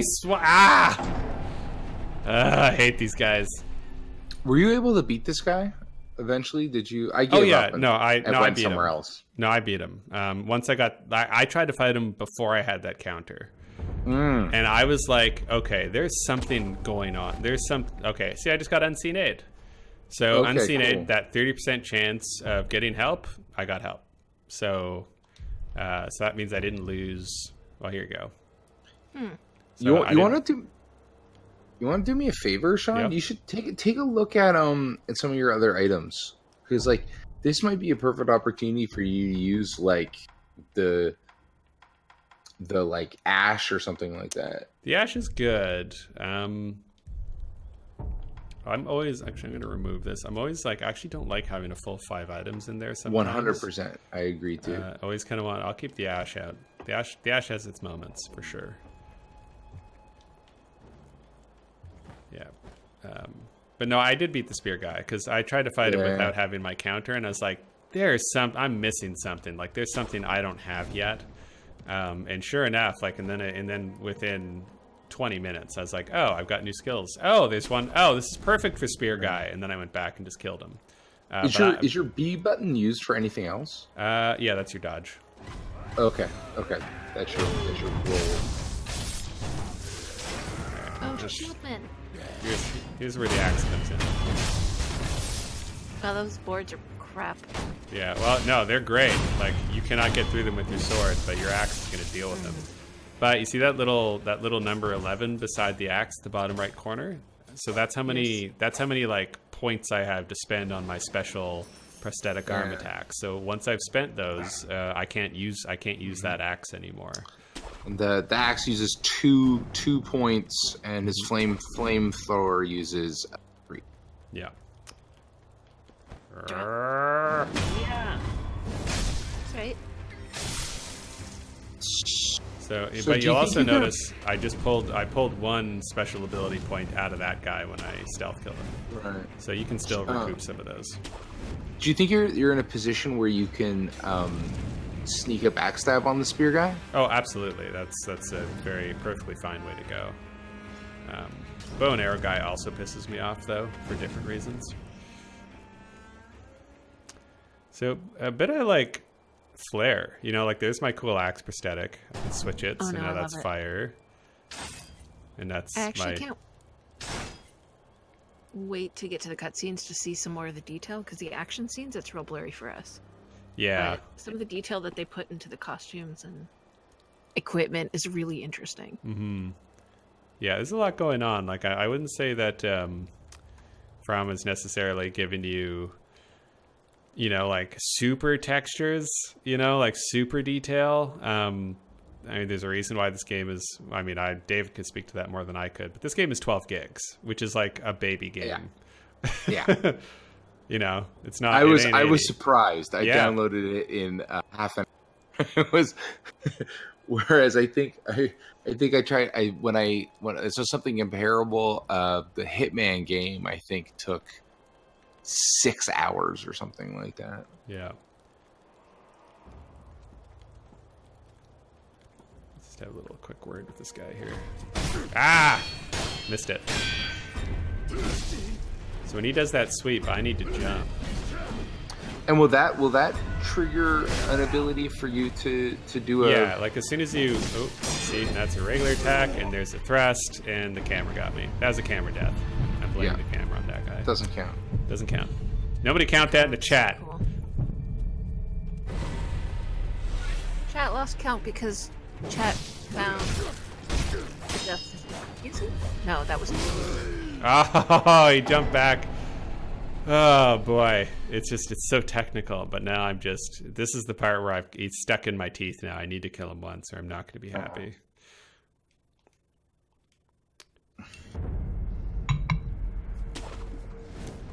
So this time I do not get I lose half of my money, which right now is not a big deal, and half of my skill points, which is a little bit bigger of a deal. What are you drinking, David? I have a lovely glass of mezcal. Which what's the mezcal situation in BC? Are you guys able to get it? Refresh me on what that is. It is so it's agave. It is like tequila, except it is from a very specific. It's from Oaxaca. I think it's usually from Oaxaca, and it's I think it's got some age on it. It's still clear, like it's not like a gold or reposado tequila, and it often has some more smoky notes, like an Islay Scotch. But it's you can't really find it in Ontario. There's like only 3 or 4 distilleries. I feel like you can get it because I've had it. Mm-hmm. I must have had it while I was up here, so I want to say yes, but who knows? Yeah, at the last, you were not at the last Summer Rabbit Con? I was not. Yeah, that was got a real kick there and was making some a real mezcal kick. What could go wrong? A real mezcal kick there. What you? I do believe enjoyed the mezcal 20th centuries I made you. Yeah, so. No doubt. Well, you know, I think the first time, what was it? It must have been, was it Corey's bachelor weekend? Sure. You like had like a full cocktail kit that you were traveling with like lots of like homemade syrups and, you know, and when somebody whips out a suitcase, basically, it's like, hey, do you want me to make you a cocktail? The answer is yes, please. Mm-hmm.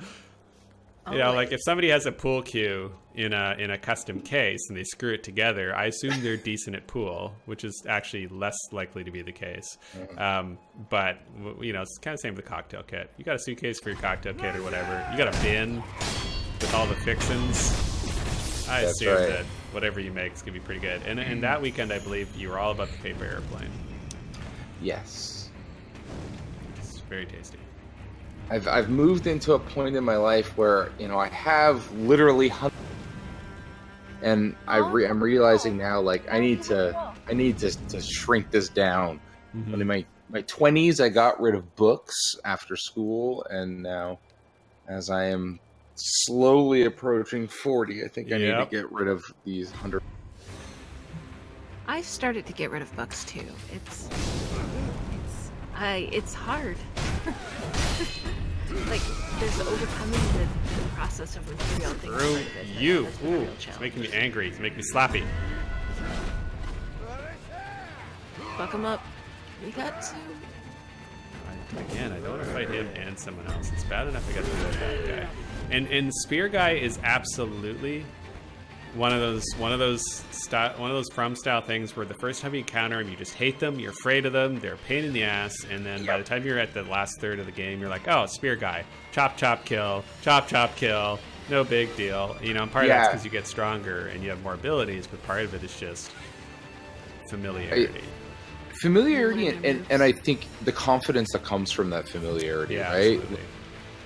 Absolutely. If you believed you had 100% accuracy on the counterattack, you wouldn't be making those missteps. Yeah. So many blooming hydrangeas, by the way.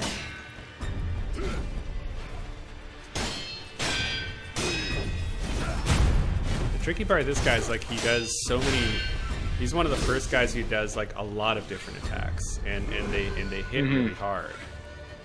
So like he's got the 2 blood counters on him there too. So yeah, you know. But I think he does. See, it's actually you got to kill him. You couldn't have gotten past without killing this guy. I didn't. I went a different way, my friend. That's so wild to me. Oh, you went around the side after the bridge. I don't know. I don't know if I went this way. Hey, thanks for the sub, Witch Space. Appreciate that. Did you also like sub in like a handgun So I can just shoot this guy? That'd be fun. Wow, damn! Look at what Traces did. Throwing them hands.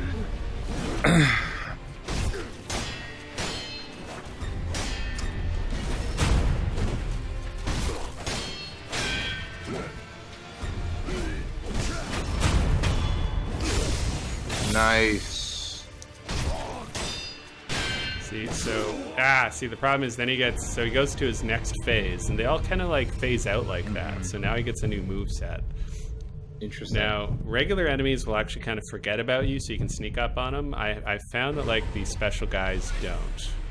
They don't forget about you. Like they clue right in when you. Oh, that's a bad spot. Oh, that's a real bad spot. It's a bad spot for 100 reasons.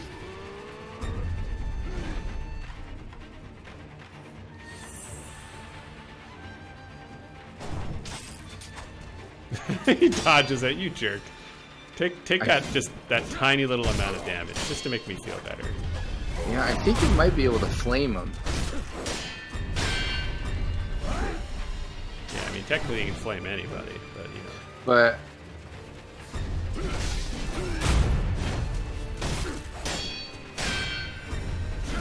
I should have jumped. So close. As soon as you see that, you gotta jump away. Use your ash. Use Put your that ash ash out there. Oh, like the blindy thing. Yeah, I was about to. I had it keyed up. Oh, I'm under the mat again. You die enough times, then it's like, all right, we're putting you back under the mat. It's like one of those weighted blankets for anxiety. That's right. They put you under the heavy mat. No, it's just your trash and you died and he just tried to. He's like, well, I guess you go in the trash pile here. We'll see if you wake up again. No. So this is where they're going to tell us a little bit about this whole resurrection thing that's been happening. Your death is not your fate. Just yet.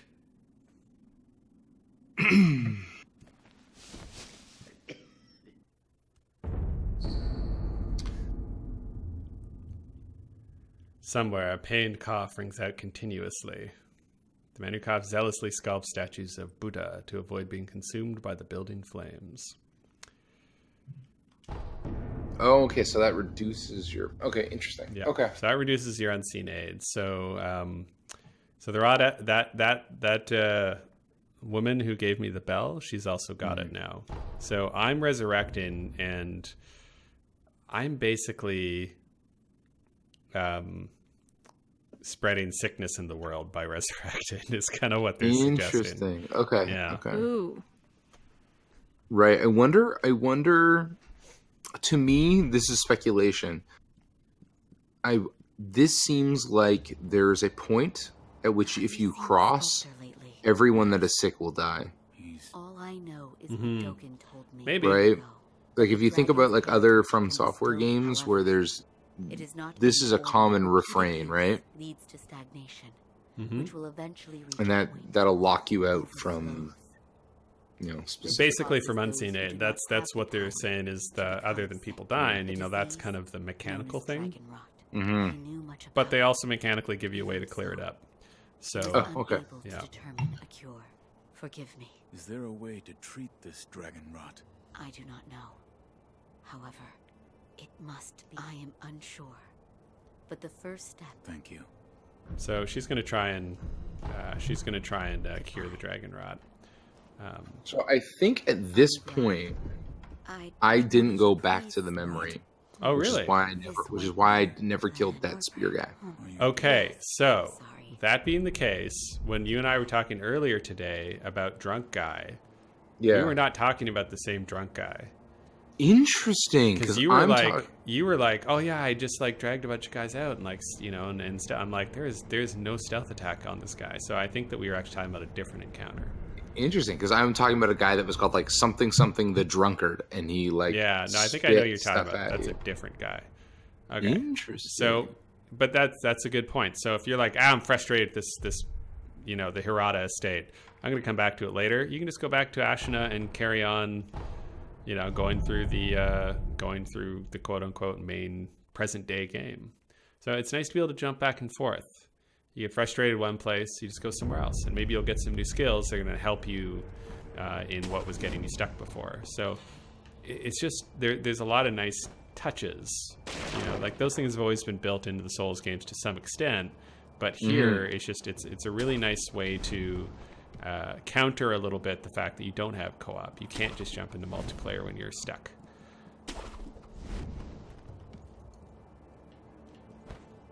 Actually don't need to go this way, but here we are.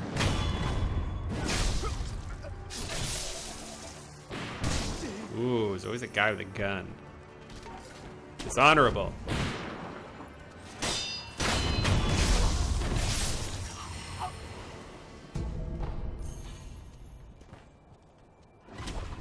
Oop, okay.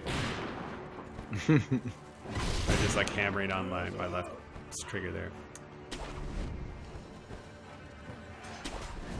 Okay, so now to feel real bad.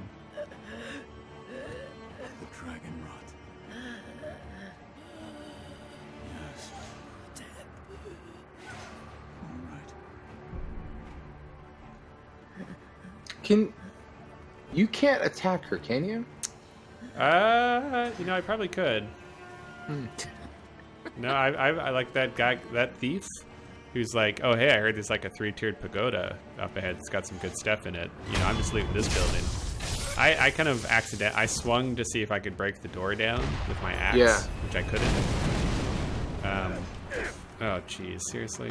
And I injured the thief guy, so I think that, yeah, I think you can kill NPCs. Oh, interesting. Okay. Hey, that hurt him. Yeah, it did, which is great. And again, like, actually, that's the first time I've had that guy, like, actually, like, attack me. Like, he killed me the other way there, too, but I think I just snuck around him. So he never actually got to do his thing. So now I'm now he can really express himself, which, you know, I'm happy to be part of. So probably because I went this way. That's probably why. Lots of little twisty turnies. Which are going to be less... Oh, that's right. I remember now. Leap of faith. I do love there's no falling damage. That's awesome.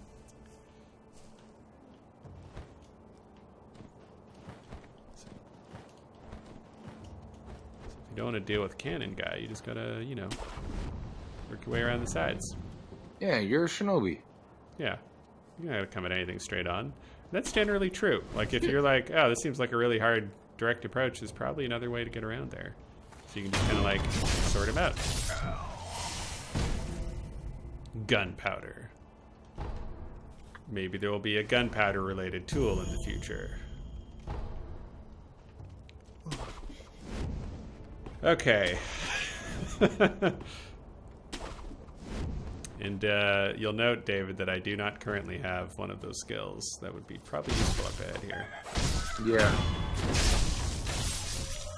So I'll have to maybe check it at the bonfire and see where that's at.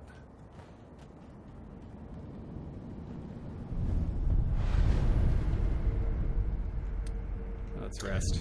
Big deal. So now I'm thinking, because I did this mini boss after killing the drunk guy. I think it's the same guy. I think I somehow got there without having to kill that spear guy. But you said you did it in the past. I could be wrong. Yeah, because after drunk guy is immediately. Have you seen Butterfly Lady? No, because I came back here to beat this guy. Okay. So this is your lord and the Dr. Lady Emma chatting. Mm-hmm. Apology, there's no end to those who seek the dragon's heritage. The dragon's heritage. Because of those that... So your lord is like some dragon's heritage. Probably has something to do with all these resurrections and stuff. Okay, so let's just kind of see what happens here. I'm missing a kind of a key skill. Not like essential to beating him, but sure helpful. I don't feel safe with that big bastard that's tied up next to us. I I'd rather not be gravely injured just before the war begins. Where's the big bastard? You'll see. You can hear him. I mean, yeah, I something wrong. Those red eyes fear fire. Hint, hint, hint, hint, hint, hint, hint, hint. Although I will point out, they fear fire. I wouldn't necessarily say they're like super vulnerable. Yeah, they're not like necessarily super vulnerable. Like, I mean, it ain't nothing, but. So this is an instance where I ran. Yeah. And then hid, and it reset in a place that allowed me to sneak attack. Oh, so wait, is this who you thought I was talking about when I said drunk guy? No. Okay, all right. No. I learned the tactic from drunk guy. Yeah, okay. I want to deal with spear guy here. I know, right? Is he just gonna follow you around forever? Oh yeah, like I can kill him. I just don't want to deal with him and his friends here. And spear guy doesn't always show up. I want to. He's got a sweet, little move there. Oh, this guy has pro wrestling attacks. Yeah, he it's great. suplexes, he power bombs, he drop kicks. Oh my God, his power bombs! He's thrown me off the cliff once or twice, which is hilarious. But his worst is the the dive grab attack by far. Yeah. Just that one which he missed. Yeah. Alright, we're just gonna like get you squared here.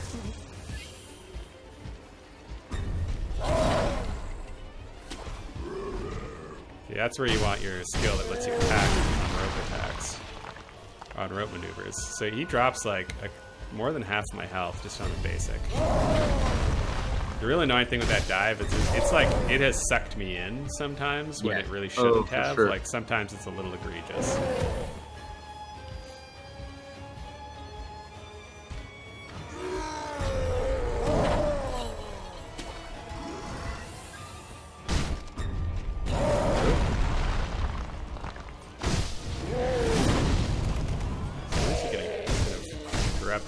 Fire attack. Ah, no! Powerbomb! So bad. So if this was Dark Souls, you're like, damn it, I died. Now I have to try and get up. It's like, nah, if he's close, you're like, nah, I'm just gonna resurrect. Let's just kind of keep at it here. Like that is really nice. Like that is fundamentally a very different thing. I'm so close to being able to just. Yes. Well, so that's his one. That's 1 point. That's one. Now he gets harder. He's mad. Yeah. Now so he's if you repeatedly do the flame, which you can't do because you don't have enough juice now. Yeah. He'll actually catch fire. Oh yeah. Well, if you hit him with oil, he'll catch fire immediately. Ooh. Yeah. You get those oil things, and he'll be more susceptible. Right. I think you have some. Yes, not easily.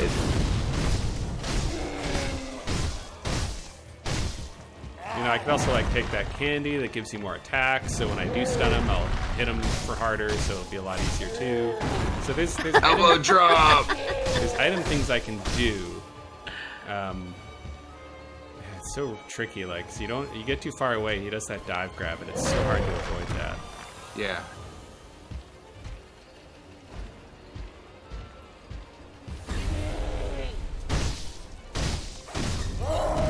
You don't get more than 3 shots when he's like standing there, or he will grab your ass so fast.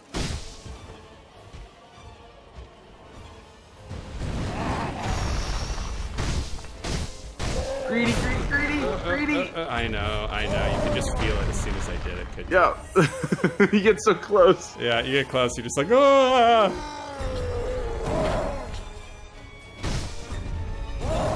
Oh, fuck you. No! I told you, that dive attack is so brutal. I was gonna one-shot that guy. Yeah. Everybody would have been so impressed. My wife could be watching right now. She would have been like, oh, I could have resurrected. I was too busy yapping. I didn't notice. I thought I was just done. I guess I'd earned a res. Ugh. That was bad. I didn't realize you could get an extra res. I didn't realize you could get either. No. I think it's because you do get stuff sometimes in the middle of the fight. Oh, interesting. Dark Souls hubris. Totally Dark Souls hubris. And then Dark Souls hubris, and then followed up with a chaser of Dark Souls despair, because I didn't even notice that I had somehow unlocked another resurrect. And I've been seeing people say on Twitter, like, the only thing keeping you from surviving is yourself. Like, you can just, like, dart away at any time. Yeah. Oh, for sure. Like, you could have just run. Though... But if you want to progress, ultimately, see this guy, like, sometimes, like, they're not hard to kill, but they get a run on you. They run a train on you, and it's like, well, I'm not going to start that ogre fight with and I don't know the rules, but that ogre will regenerate its blood points. So if you pull him, like, it's because you can pull him halfway down the steps and hide, and then he'll stay, and you can run around behind him and stab him. If you do that and then you try to repeat that, to try to, like, cheese him that way, he'll heal back up to full blood points. Oh yeah. So MudBuddy just pointed out that as you're killing mobs, little resurrection circle in the lower left fills up. So, because right now it's full because we just rested. So I guess that fills up as you're fighting. So if you do enough damage, you'll Thanks, MudBuddy. Yeah, that's good tips. Like, they do explain a lot more than they normally do, but there's still a few things where you're like, how does that... See, I usually kill this guy first because I usually find him harder, but... Oh, he's definitely harder. But this guy can still house him here. But if you can parry those 4 attacks in rapid succession, it's not so bad. Yeah, I feel like there was a couple of those are like the classic Dark Souls animation, like flurry of blows guy. Yeah.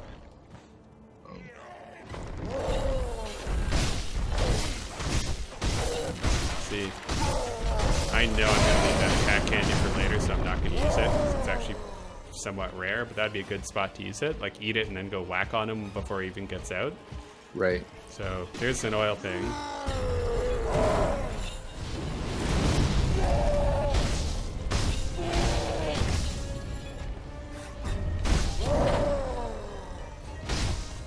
If you throw more oil on him while he's burning, will it be up it, you think? I don't know. I think it just makes it last longer. It's also pretty embarrassing for him. It looks ridiculous. See, much easier time of it here. Just using one item. Yeah. Just not stubbornly like, no, I'm doing this vanilla. Like, just using one thing. Whew. Yeah, it was close. Oh, see, again. Ooh, that one is bad. You really need to jump dodge away from that. You can't just... Oh, not over the edge. Oh, you're good. You're good. So yeah, that is an instant death. Get the high ground. Yeah, I'm just going to drop these, drain these right now. You're going to pull a spear guy. Yeah, I got to be careful there. But it's good. You reset.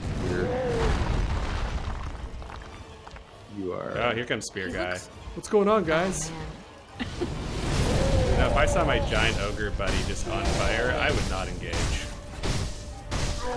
Ah! Elbow drop! Macho Man! Get out of here, jerk! Ah! Oh! You're good. And Giant Boy just takes total advantage of my distraction. That toss, though, perfect. Yeah, it's stellar. great. It's amazing. Run away. No, I'm seeing it. You get a little invincibility window when you're doing a finisher. I believe in you. I think you got this.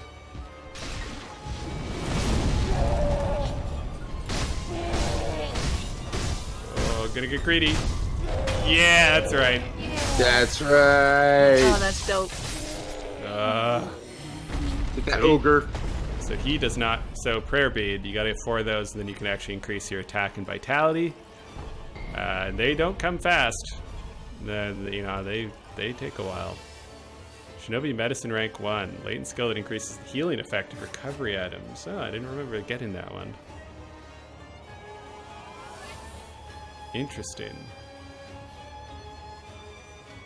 The only way to learn such techniques is to be gravely injured time and again by worthy opponents. I have not seen this in my other run. I did. I guess I did way worse than you. I guess I didn't see that one. So that is a now is that a skill? I think so. Like, is it? Oh no, it's already enabled. Time and again by worthy opponents. So basically, because I died a lot, or at least I was gravely injured but not killed, and then I beat him maybe without resurrecting, perhaps, because I don't know that I beat him without resurrecting last time. Do you remember if you resurrected when you beat him? I did not resurrect. Yeah, see, so it might be that he whacked me a lot, but I didn't die, and then I killed him, and they're like, oh, well, here's the thing that makes healing even better. That's awesome. Totally contextual. Did not see that until now. That's so cool. Gourd Seed, which, nice image. Nice image. So, yeah. It's very wet. Okay, very wet. Very wet seed. Quite moist. Mm-hmm. Wet Seed is my favorite Marvel character. That is gross. Okay, so there's a door that I could probably open at some point. Let's just sneak. I think there's a shrine around here, no? Yeah, I kind of felt like there should be, but I think it's further ahead, maybe. Oh, it's on the other side of that wall, maybe. Options. You know, I'll run back to the other shrine. Why not? Go get that seed put into my gourd. I mean, that's what I'm gonna do. It's literal. It's nothing weird about it.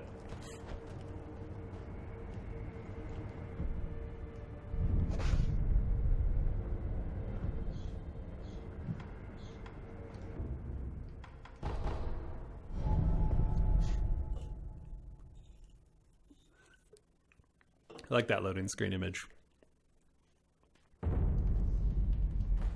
Seems like a cool guy, my master.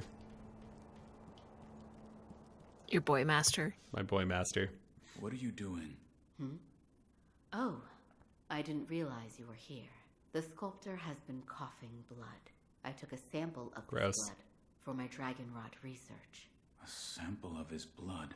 Yes, blood that he's coughed up. The color of the blood itself appears to be tainted, stagnant, but the sculptor's blood alone isn't enough to reach... Is there anything I can do? Yes. Bring me samples of blood if I have more. If I come across anyone afflicted by the... So she wants... Cool. Can you just increase my gourd real quick? Thank you. I'm sorry? It's so busy. So she's collecting samples to heal the blood rot. So let's go back here, and then we'll go visit our old lady who has blood rot, and we'll get a sample from her. It's super gross. Hacker Blinks, thanks for the sub. Saved me from my own personal blood rot. What's up, chicken? You know, they grow them that big for KFC.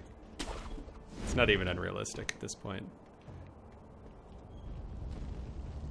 KFC chickens can't fly. It's true. It's true. Or jump. How does he hold on to that weapon even? Magic. Giant chicken blood. Giant chicken magic? Yeah. Just full of giant chicken magic. I wish you could knock his friend off the ledge. Yeah, you really can't. They just don't want you to be able to do that. That kick. What's where are you headed here, Sean? I'm going back to the lady who has dragon rot. I'm gonna get a sample from her. All this coughing makes me feel bad, especially since it's apparently because I'm resurrecting myself and not dying. Everybody else is getting sick. I want to do what I can, you know?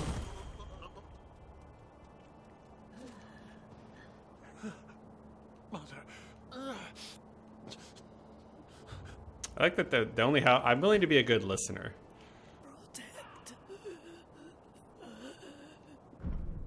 Take coughed up blood sample. I'm taking a blood sample.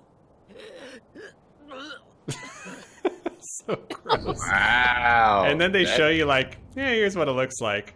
That is nasty. You know, if I was coughing that up, I'd be like, hey, you got a sword there, right? Just go ahead and just give me a little quick one. This is gross. So he doesn't have it. He doesn't have it. He's just regular wounded.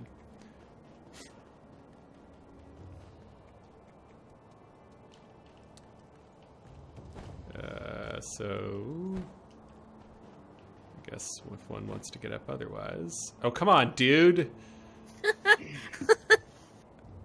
See, they do the Zelda thing though. They're like, nah, we're not gonna get you on that one. You know? It happens so seldom that it's not going to be a sticking point. Yeah, like in Dark Souls and stuff, like you fall off a ledge, that's it. You just die. Oh yeah, you died. That's it. But this one, they're like, yeah, you know, sometimes our grapple's gonna like be weird, or something's gonna glitch, and so we're not gonna kill you on that one. Now, if an enemy throws you off a cliff, then you're dead.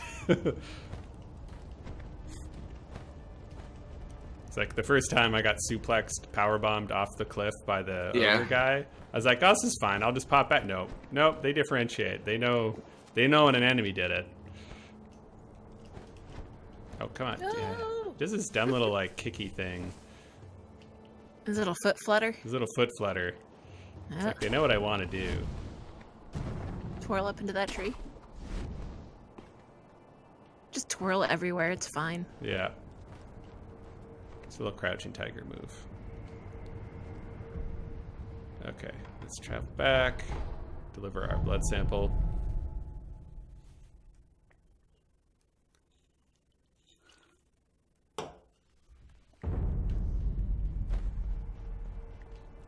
David hasn't done any of this stuff yet because he doesn't read the text. No, I absolutely have not done any of this. I was like, fill my gourd, I'm done. Go. He's being kept near the keep at Ashina Castle. The gate to the castle, however, is... I see. I'm glad you've come. Will you guys call me Master Wolf from now on? I've obtained one. A blood sample. The coloration is very similar to the sculptor's. Gross. Okay, Mr. Wolf. What's this? Yeah, you know, I take it back. I don't want that. Do you have enough blood? I believe so. Allow me to continue my research. When we speak again, in fact, count on it. This is a little sultry. A little bit. That does not come through in the Japanese news. I mean, you also need to like actually listen to it though. Well, because she doesn't get sultry about the gourd. No. Everybody seems to talk in breathless whisper. Yeah. Most of the time, so it's really that goes. easy to... Yeah, that goes a long way. Real easy to misconstrue. That's right. It's like when you get a really nice hair wash from a hairdresser. Mm-hmm. Really easy to misconstrue. Yeah, it's true.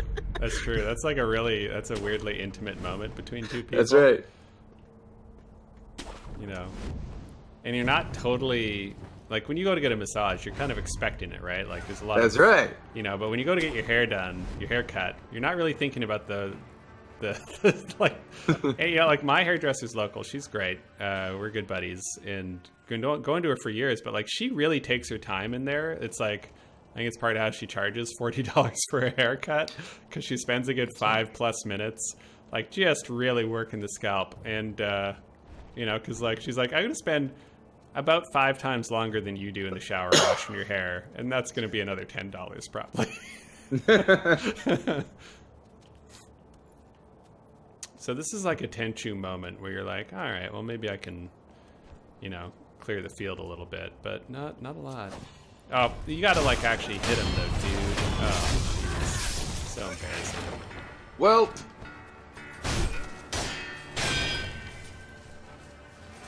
Okay, kick. Oh, give me a skill that kicks people off ledges. I'm just gonna hammer this guy until his posture is down. Oh no. Oh, no worries. Yeah. Did you kill this guy? After fighting the ogre, you're like, yeah, I'll take another two dot dude. Why not? No. No, you just this ran is on actually by. no. This is where I stopped. Oh, okay.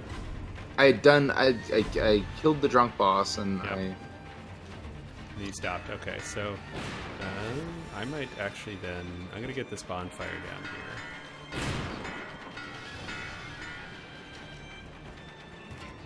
Yeah, I'm gonna get this bonfire down here. Oh, nice. What are those? What are what?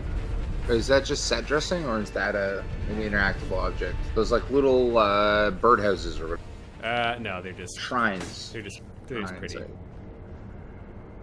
So I'm actually gonna I'm gonna go back to the past place because I don't want for your sake, David. I'm gonna let you carry on from here on your own. I don't want to. I don't want to spoil you on some stuff that I think is pretty cool.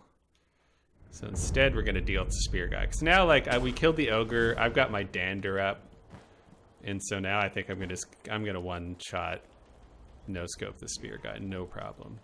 But I would love to know what your alternate path to the drunk boss battle is. Yeah, that's interesting. You're like, I would love to know that too. I mean, so there is the other option.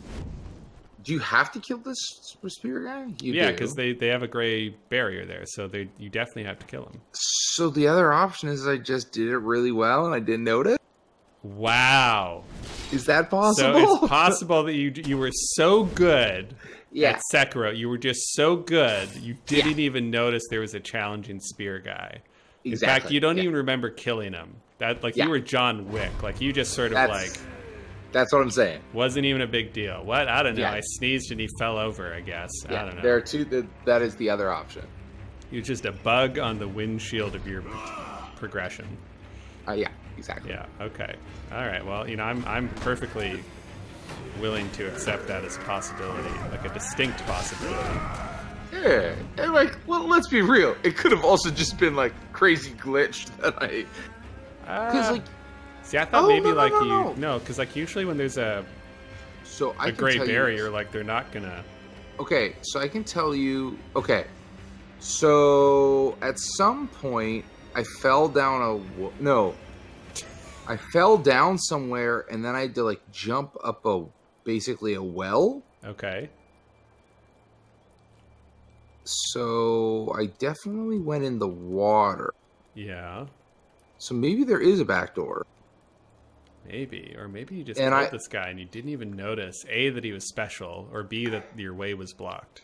Because usually when you've got the big ghost barrier there, that means, there's no way you're going to progress.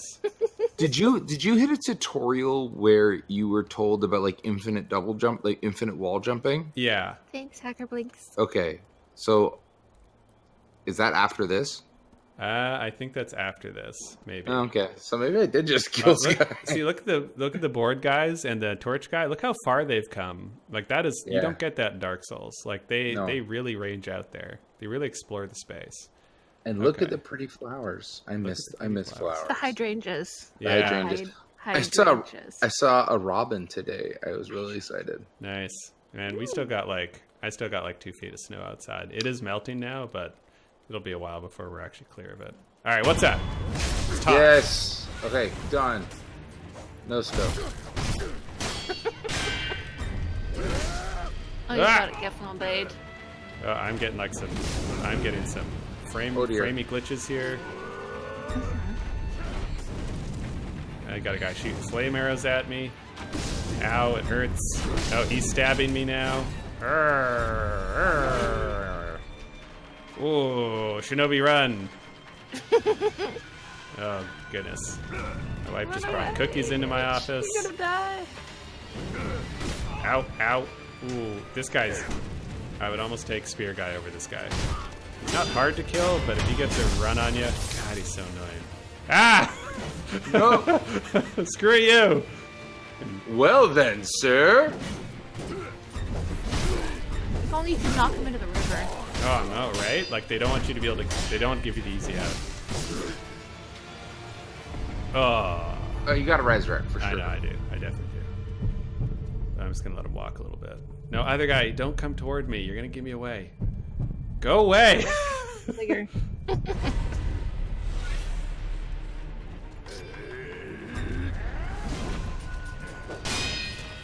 called like anime yellow. Oh, good. Oh God. Oh, I couldn't.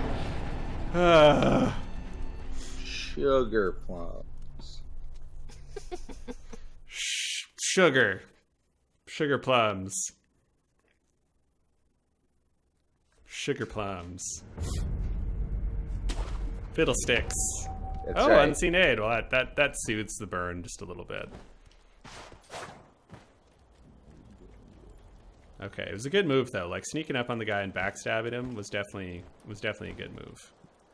That is a repeatable move for sure. Yeah, is there a way to clear out some of? Can you clear out some of the enemies beforehand? Like that archer in particular. Yeah, I mean you can like kind of clear them out and then run away, then clear them out and run away. But given that you don't even remember the encounter, I have a hard time believing that you did anything. Yeah, I suspect I did not.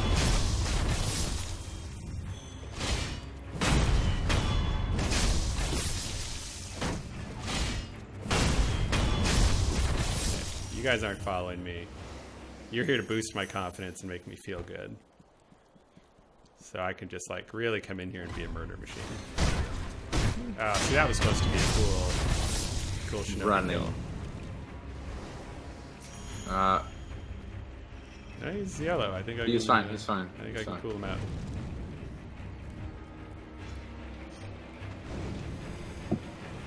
Yeah, hacker blank. You know, Sean Sands did ask me today if I thought that he would enjoy Sekiro. So I like just the fact that he asked. That's wild. Just shows like that, like it's in his bones.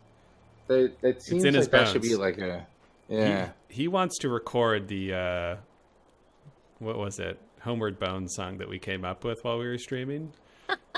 You know, based on like you know, Country Road, Take Me Home. So he actually wanted to write that so that Corey could perform it. So like there's some affection there. There's something there's like a seed growing in Sean Sands. Wow, you know the when you said the Homebound song, all I could think of was the theme song to Littlest Hobo. Oh my goodness, that's what I would do it to. That's fair. I mean, very Canadian of you. Yeah, I know.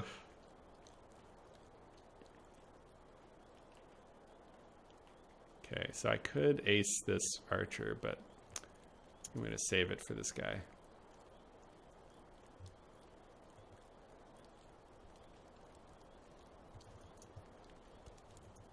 Shh, so quiet.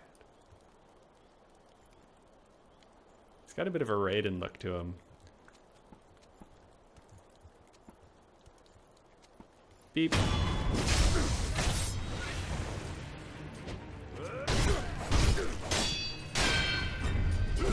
Ah! I countered you. You're like them apples. I'm gonna counter you too. Oh, damn it. I really got his posture down there too. See, that counter like ran his posture meter up super high. Oh, he got me in the thing. Oh, so embarrassing. That is rough. Okay. Need you dead. Run. I like that you're like, I don't know, I guess I must have just killed him while I was sneezing or something. I don't remember this guy at all. Oh no! Oh! Oh, well, okay, now we're in the water. No, okay. So no, I think you can just avoid him. Yeah, you know, it's entirely possible. I literally think this is what I did. Yeah, you probably just like fell in the water in a panic and just went right around him, huh? Yes, I think that's exactly you totally can. I've been down here. I came down here from the other side. Yeah. See you later. See you later, stupid. Maybe not. No, this looks like it's not made to let just you... climb up it. Okay, so go up to that branch. Hold on. Just no, yeah, definitely not. No. So there was that branch. Were there places to go? Yeah, I think that branch is only going to let me go back up. All right, where does it let you go? All right, yeah. There. Why is it so dark? This is like a whole other thing. I think this is a wall. This is wall hacking. Yeah, see, this is a whole other way. Oh my god, it is. Because this is I've been here. Yeah, because the guys in the cave. Yeah. And I actually just ran past all the guys in the cave because I was almost dead because that spear guy had rocked me, I guess. Okay. I guess. Okay. So you were cool with this alternate history where you just rocked the spear guy. And now you're like, well, maybe I didn't rock the spear guy though. Maybe that's not what happened. Look, I'm trying to piece it together. Yeah, I know. It's been like hours since you've played. Yeah, and I was panicked. Yeah. And I don't know. I'm just angry at the world right now.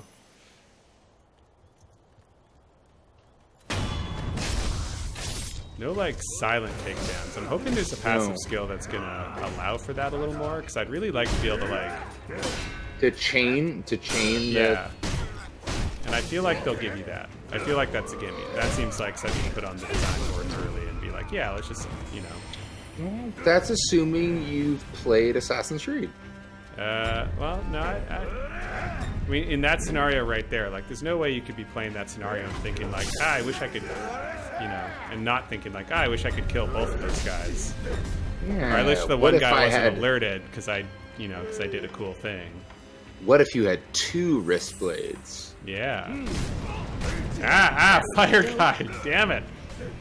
See, this is why you just run down that. This is why you just run down that fucking hole. Okay. Throw ash on him. Running down the hole. Run down the cave.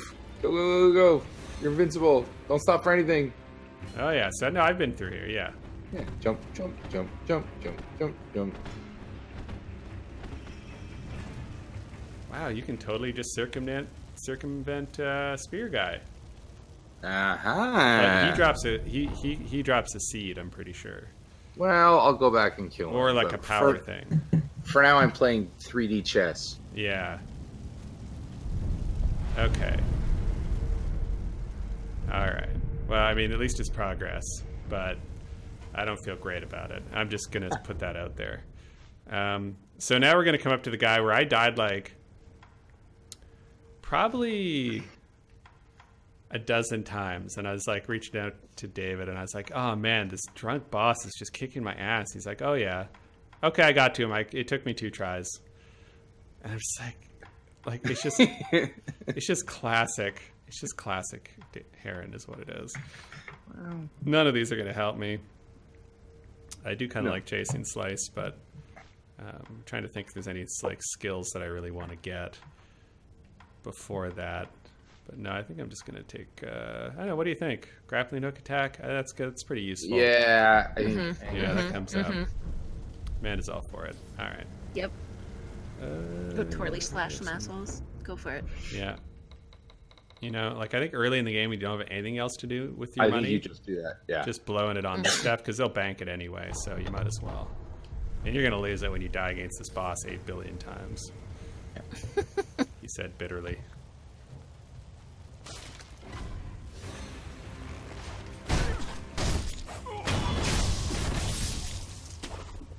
Wacha.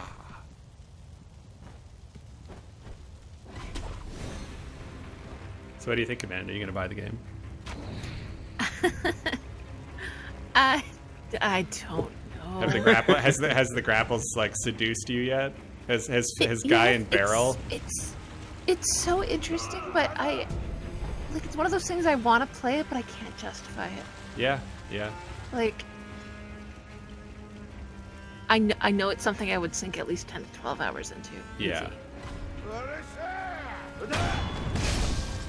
Yeah, I think anybody watching, I think that, like, hey, I make it look easy. I can't even say it with a straight face. But like, it's Tenchu games make me just feel powerful. Like they just make me feel like a land shark. Like I can just do anything. Where'd you come from? You don't usually show us this bit. No, you don't get to start running on me. You just don't. You're gonna just take your medicine. We're not doing that today. All right, so do you want my hot strats? Okay, so give me your hot strats, because I beat this guy on my own, so I want to know what you did. So, tell me about your bullshit. What bullshit game-breaking thing did you do to beat this guy? All right, so go get your either you need in your inventory, put the clay things and the.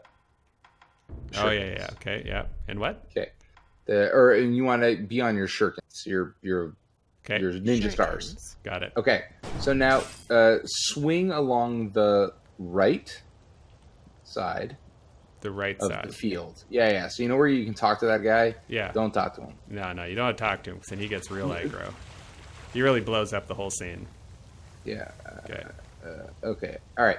So you want to lock on to one of those. So if you go, hug the right side. Okay. Yeah. So you see these rocks? Yeah.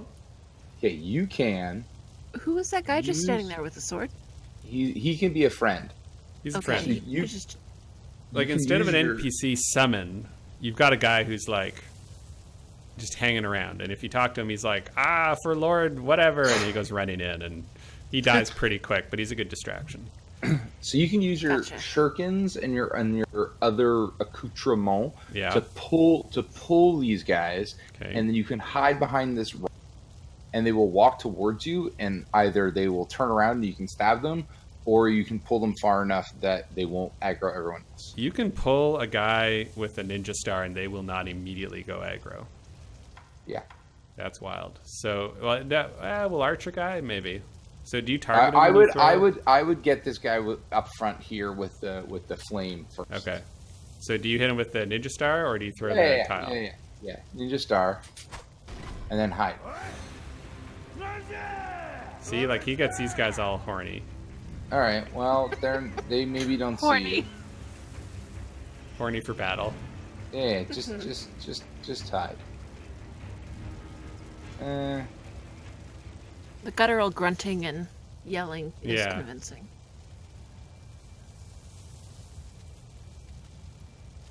Okay, they're all gonna go left, and then I'm gonna nope. David, I'm not gonna lie. I'm not loving your plan so far. All right. Okay. So maybe it wasn't supposed to be the shirt. Be the clay pot. I don't remember exactly. Yeah, because that clay pot makes sense. That's meant to draw enemies in. Shuriken's just like, if a ninja star hits my chest, I'm gonna be like, huh. Well, either way, you're cleaning them out. Probably not natural. Cleaning them out, you're doing a great job. Yeah, either way, they're tidy. They're tidied so up. now they've been tidied. Go along the left-hand side. Okay, yeah. Through the. This one you are gonna want the clay pots. The clay pots? Yeah, because you're gonna wanna drag them. Oh yeah. Ceramic shards. Okay. Okay. So you want me to go all through the building or just to the left? Yeah, exactly. By the rock? Nope, okay. through the building. All right. Are you flanking on the other side to pull off more dudes? Yes, exactly. Yeah. So you can.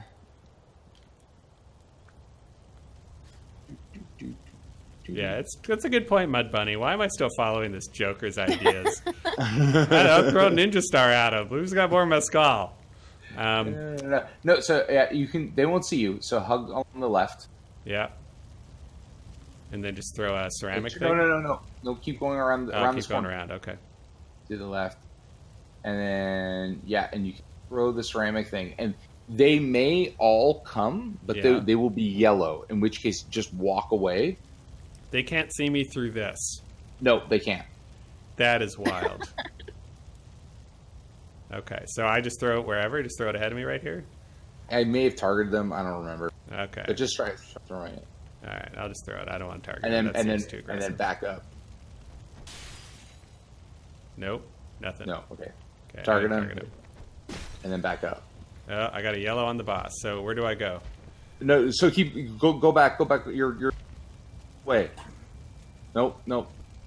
Back down the hallway to your right. right. Exactly. To your right. Exactly. And I was going to see you.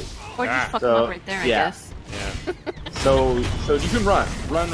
Okay, so this plan's not bad, but you can also just like backstab one of the shield guys just sneaking up there too.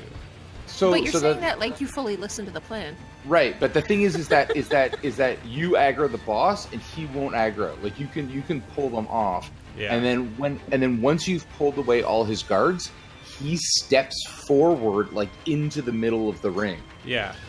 And then you can run up and backstab him. Okay. That's interesting because because like even when he doesn't, I guess when he's engaged in any kind of combat, he's just not going to. He's just like, you just can't stealth him. Like, even if he's like, if he hasn't. Oh seen yeah. you yet, No, he's got to be. So you might be okay actually because the music stopped. Yeah, so I'm just gonna take care of these other clowns. Yeah. Everybody's really impressed with your plans so far, though. They're really feeling it. They're like, I would follow this man into hell itself.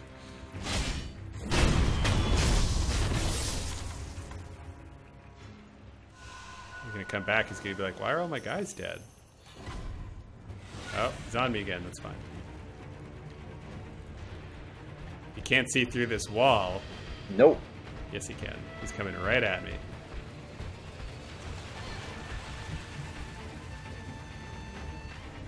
I do like that he'll like run by this guy who's like real excited about getting into battle. Yeah. Stay in the grass. Yeah. Nope. Don't stay in the grass. That's fine. That's what we did last time. Yeah. So just for the record, like when I did finally beat him, I just talked to the dude. He ran in. We both went in. We killed everybody, and then we finished, and then we took drunk guy. Yeah. So basically, like if you stay where you are there, and then you run back down the hall, they won't see you, and they'll just go back, and you can just walk up and stab them. Yeah. See, this is some bullshit because like there's no way they wouldn't be able to see you. These are not real walls. Nope. But it's a video game. Yeah. And your like game designer brain was like, I wonder if they actually built this out as a real wall or. Yeah, for sure. Okay. So, because the reason this is what the game designer brain is that the collision. Yeah. Is probably what blocks the raycast from them being able to see it. So the collision is what would allow you to wall jump off of something. So my head is that if you can wall jump off of something, it's probably actually solid. Yeah. See, so there he's just stopped, and you can get him down. So I just backstabbed him, ran and talked to the guy, and then it was. Yeah, that makes sense. Still not a gimme, but that makes a lot of sense.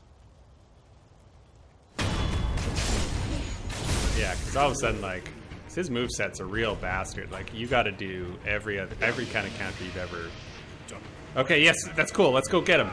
Yeah. Cool. So, now go get him.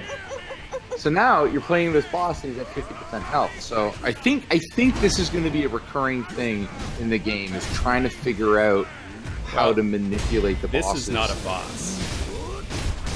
Like that's the other thing. So if you don't think it's a boss, this is not a boss. Not this is like a mini boss. But you get like a special thing from him. Tell you what, if I can get this guy killed, I'll show you a boss. Okay. Yeah.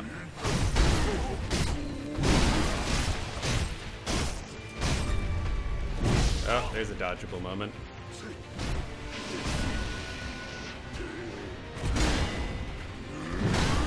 Your body's dead. Yeah, well, he looks best. Some men are just born to die, Amanda. I mean, I guess all men are technically, but... No, you're not grabbing me! Ooh, I knew you were gonna try for it. Ooh, you take your sword medicine. There you go. Unrefined sake. Rare beads. Okay. Another day in the life. Okay. So now we can go in here. Yeah. So I love this part. I got the shrine here, and then I did. And no, this is when I was like, I'm gonna go fight that ogre thing. Yeah. Okay, that makes sense. So I'll show you what comes next, and that'll be a place to stop our stream for the night after I inevitably die.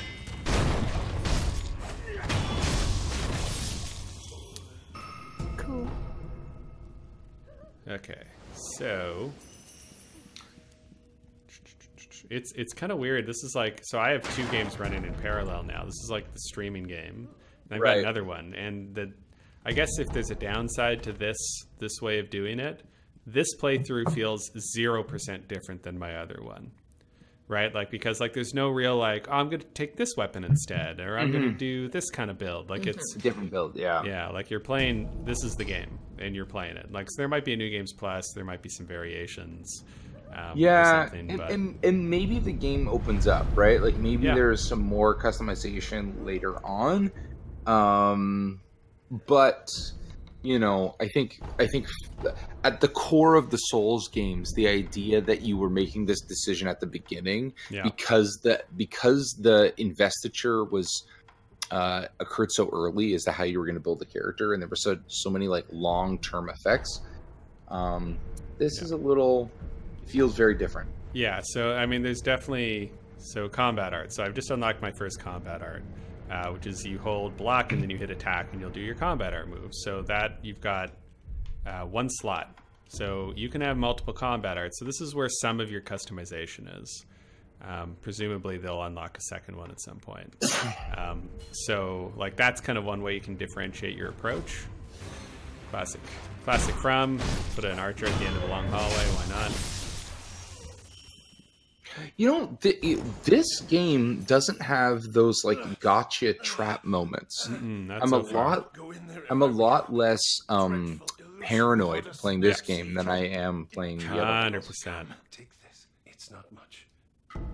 So he says you need the snap seed, which is like a thing to deal with illusions. Yeah. So there's a reason for giving you this, although I haven't actually seen. So I'm not much further than where I've stopped too. So I'm just going to equip. Where the heck is it? There it is. The snap seed. Although I haven't seen a spot where I actually need it yet. Sweet. I'm just going to take this armor real quick, and that'll change like the whole. Nope. Just. Yeah. I broke it. I broke all the stuff. I guess I don't want to wear it. It's probably just ceremonial. So this is where we'll finish up our stream here. This is the first like boss. Right. So I went down here and then it was locked. Oh wait, where did I get the key? I've got the key. Did you get the key from the Spear Dude? Did I get it from Spear Dude? You know what? I might have. So I hit that lock. I hit that lock thing. I was like, all right, I'll go fight that ogre. Yeah. No, I've got that. So where did I get it from though? It must be past the Spear Guy. Yeah, it must be Spear Guy, or it's further in Ashina, because I'm definitely further in Ashina as well. Okay, I'm going to kill Spear Guy just to see what we get out of him. And I'm definitely going to kill him first try. Like, don't even worry about it. You know, now you could, if you wanted to. You could I know where you get the key. You do have to kill Spear Guy, though. Oh, okay. He doesn't give it to you, but you have to kill him to get that key. I love that they let you circumnavigate that, but they also are like, all right, you did, good job, but you're not going any further till you go and eat your broccoli. Okay, I'm glad we've completely disabused this storyline of David. Is like, I don't know, I guess I just killed him. I guess you just, I don't know. I just like really, really good. Yeah, I guess I'm just really good. You know, I just like to say it was a believable narrative. It was. Like, I was right there with you. I mean, you know, if someone could allegedly kill the drunk guy in 2 tries, anything's possible. But you notice I have to say allegedly now for legal reasons.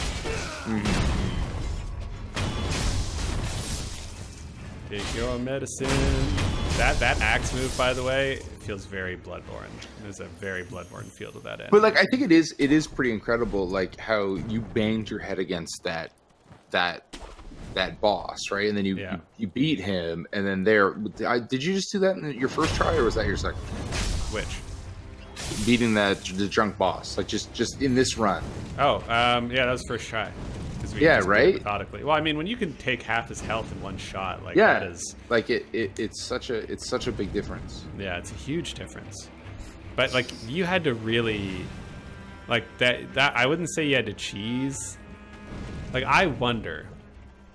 Okay, let's just like put on our like our almost. This is almost a conspiracy theory level thing, but like, sure. One thing they need to do with this game is like, okay, we're not going to have multiplayer. And multiplayer is a way that people who struggle with bosses make it like palatable so they can at least finish the game. They can summon an NPC, they can summon a friend, and they can just, or a stranger, and just they can go and do it. Like if you can have 1 or 2 people with you, any boss is relatively easy. especially if those people are decently skilled. So they don't have that out here. So I wonder if they think more about, well, you can take this boss straight up the way you might in any Souls game, or if you're willing to do some like cheesy tactics or really take your time getting things set up the right way. Like that drunken guy is way easier if you peel all those guys off. But who would think for a boss encounter, I'm going to kill everybody around him, back off, wait for him to cool off. He'll walk into the middle. He'll stand there like an idiot. Because if they didn't want you to do that, they just have him go sit on his steps again where you can't get behind him. Yeah, exactly. Like I think by virtue of the second state where he stands, I think the expectation is that that's a thing that people will do. Yeah. I don't know, and I think for me it just comes down to like we've played enough games where you know that I'm the type of player that the first time I play a game I want to push it and test the limits, right? And so for me part of the exploring is trying stuff like that. Yeah. Boy, it's got you, son of a bitch. Yeah. Yes. Nice. Got my dander up now. Oh, there's that prayer bead. You're gonna want to go back and get that. So that's 4, right? 4 means I'm going to be able to increase my maximum health and my maximum posture, which is great. So instead of like spending souls to upgrade stats, when you get 4 prayer beads, which you're going to get by virtue of collecting them, like either buying them or killing people, that's how you're going to increase your health and your posture and stuff. Which is very interesting because that means that there's no grinding to sort of overcome. Yep. So you can't out-level something. You potentially could, but I mean, I rested. Maybe I didn't. I was like, I just rested. How come this guy's standing there? They have far more control over. Oh, fire guy. No, that's fine. I just rested. Everything resets. Oh. Okay. Yeah. So like the prayer bead thing is like another like, oh, this ain't your mama's Dark Souls. No. Yeah. Yeah, so there's a bridge. Okay, so I'm actually pretty close to that key, and then we'll be able to see the boss, and then we'll wrap this up. Beautiful. Yeah. Wow! Feels good every time. Doesn't matter what game. Like, I played Tenchu Z, which is, like, measurably a shitty game. But the stealth takedowns were so immaculate that I just forgave every sin it had. I think it was one of the first PS2 games, right? Is that why so many people have played it? It was on Xbox 360, I think. Oh, I'm talking about the original. I think the first one was on a PlayStation of some kind. Yeah, it was a PlayStation 2. I think it was a launch game. The original Tenchu might have been the PlayStation 1. I think it wasn't. Because I remember like one of the earlier Tenchu games. You're right. Had no. one stick. It came out just after Metal Gear Solid. Oh my god. So this is where you need that red gourd. I should have queued it up. Wasn't thinking. Red gourd helps a lot in this situation. That's a lot of fire archers. Yeah, it sure is. I mean, they're not a big deal until they are, you know? Oh, bamboo falling over. Spreading disease. Well, I don't know if it's the resurrecting part that does it or if it's the death part. Like, I'm not totally sure. Because, like, when they get that rot, like, it is kind of based on, like, how much you've died. Because I think it happens at different intervals. But, right.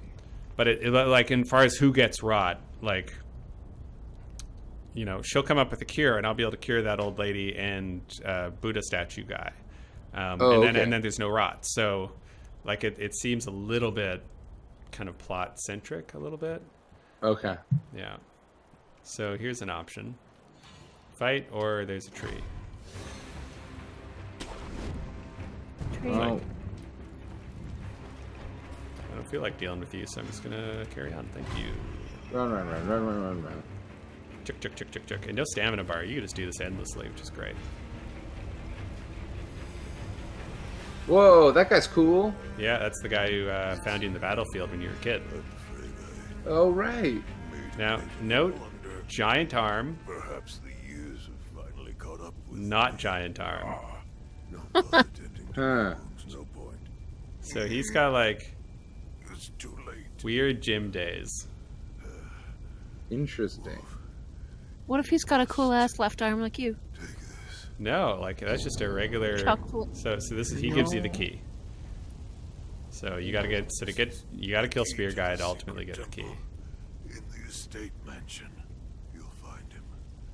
The divine going through the front is not an option. You'll never get past the fire. Yes, sir.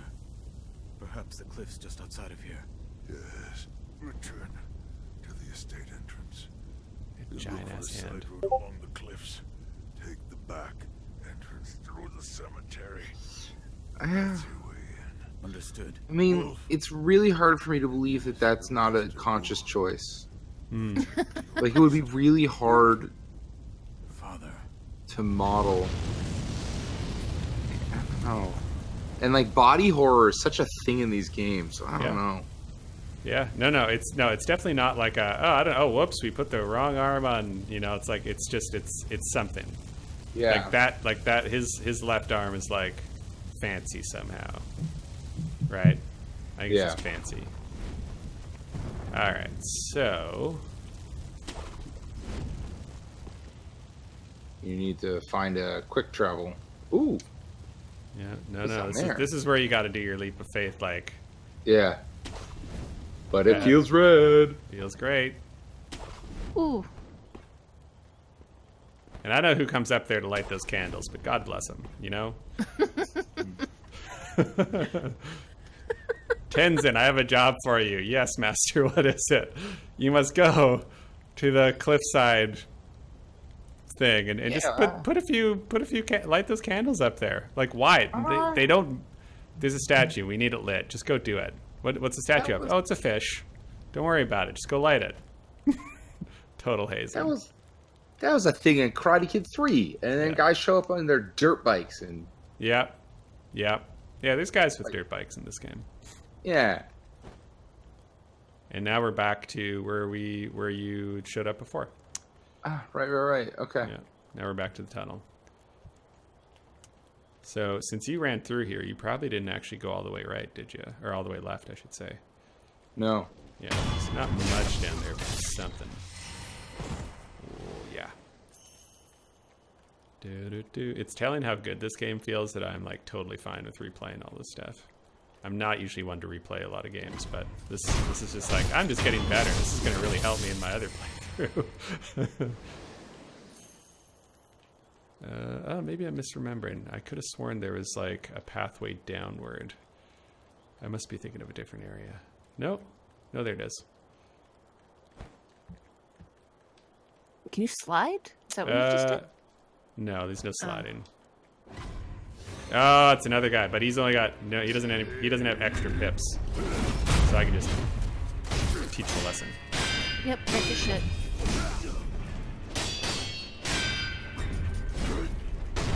Nice. Like, it really rewards you for keeping your cool. Like, just like relax. Like, okay, he's doing a low sweep. You have to jump. Don't press any directional keys like you want to. Don't try and jump out of the way. Just press A. And you just need to press A, but you gotta relax.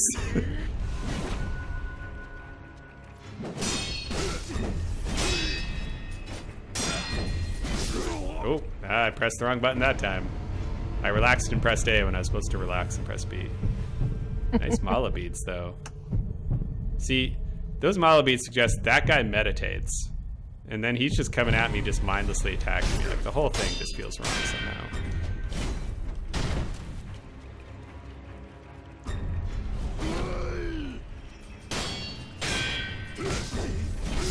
Ah, see, I keep pressing the wrong button on that. Damn it. That's fine. We'll go back to the thing and then we'll teleport. Then I'll go to the boss. It's fine. I meant to do that, so it's fine. That's like next level fast travel. Yep. Okay, so this is it. This is our last little bit here. We're gonna go see an actual Sekiro boss. None of these special health bar, 2 little blood pip dudes. I love that they're just like, oh yeah, here's arrow guy just waiting for you every time, just to kind of wet your beak a little bit. See if this guy has anything to say. The Hirata line is finished. All right, Debbie Downer. All right, just on the off chance I actually killed this thing. All right, here we go. All right.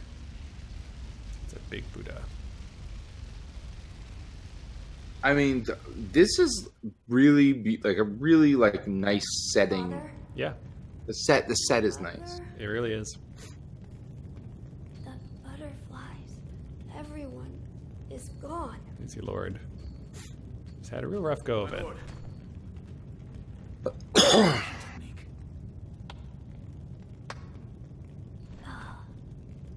Snapping him out of the illusion technique. It's been a long time, son of Owl. I need Butterfly. Leave us. Who are... Do what must be done. Yes.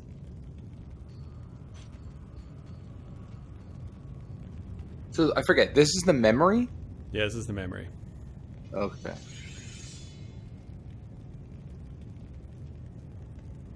That's a great samurai moment. Now then, son of Owl. She's got like. Oh, full... fuck yeah. Yeah. Not a smiler. So again, this is a little different than Dark Souls. They're like, okay, let's just like talk about some stuff here that's going to be relevant right now. So the lower your vitality, the slower your posture recovers. So that, like, posture is what opens you up for those big attacks. So basically what they're saying is when somebody who has got a posture that doesn't like builds up and then drops really quickly, meaning it's hard to build it up, you got to lower their health some before their posture is going to like stay built up so you can do a big attack on them. So you got to dodge an attack to hit the health directly, basically. So she's like as far as I can tell, she's like a big culmination of a lot of different skills. You'll die if you doubt yourself. So like when she does that red thing, you got to dodge, right? You got to get her health down, or her posture's just going to recover too quickly.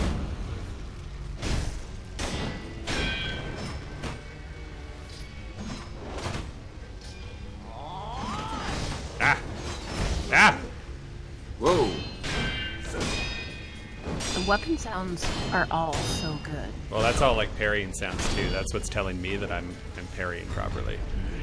Yeah. Which gives it this really lovely crouching tiger, hidden dragon thing kind of feeling. Just gonna take a little drink or two.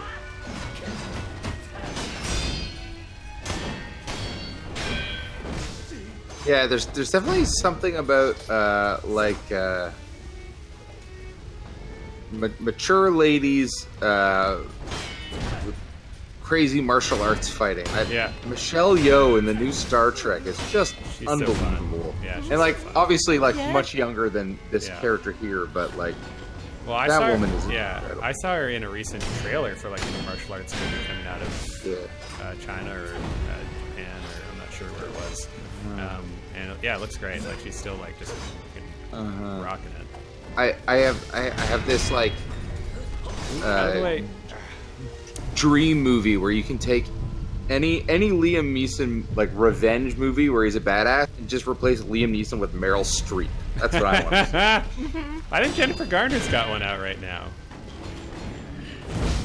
I don't know if she's old enough for the Liam Neeson level though. No, definitely not. Yeah. I want.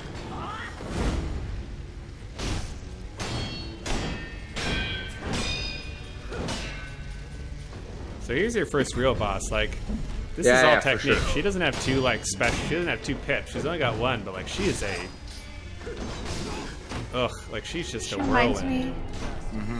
She reminds me of the old lady from Yu Yu Hakusho. If you've ever, watched that anime. From which? Yu Yu Hakusho. Never saw that one. It's an old lady, like monk, that they fight with, and that.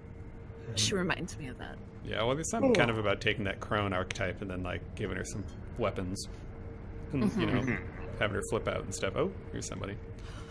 Son of the Owl. It was Pomor and the young master. The young son, Inosuke, went to what you never know. The Yeah. So there the you go, young folks. son Inosuke. Yeah, Isn't that like, what, yeah, is that see, the old lady? There's some timey-wimey stuff going on here. Like, there's definitely more to learn. And hey, you know what? Hey, look, a game from Software where the plot is like somewhat intelligible and I'm actually interested in what happens. It's pretty good. Right. Yeah. So thanks, folks. This has been just about 3 hours of streaming. It's been an absolute blast. Amanda, David, this has been great. Oh yeah, a lot of fun. This is really fun to watch. Yeah, this is really fun to chat with you all. So everybody, thanks very much for joining us. Get more from us, obviously, at gamersjobs.com. Thanks, folks, for your Twitch subs and everything. That's super cool, too. More to come. I know that Julian and his son were going to play Satisfactory, but Julian had a sudden work thing pop up, so he couldn't quite get to it. But I have no doubt that's going to happen. And I believe Corey Banks is going to be playing some stuff tomorrow afternoon. So be sure to, so on Saturday afternoon, so tune into that as well. Thanks for watching, and we'll catch you next time. Oh, should probably mention, David, you have a podcast, do you not?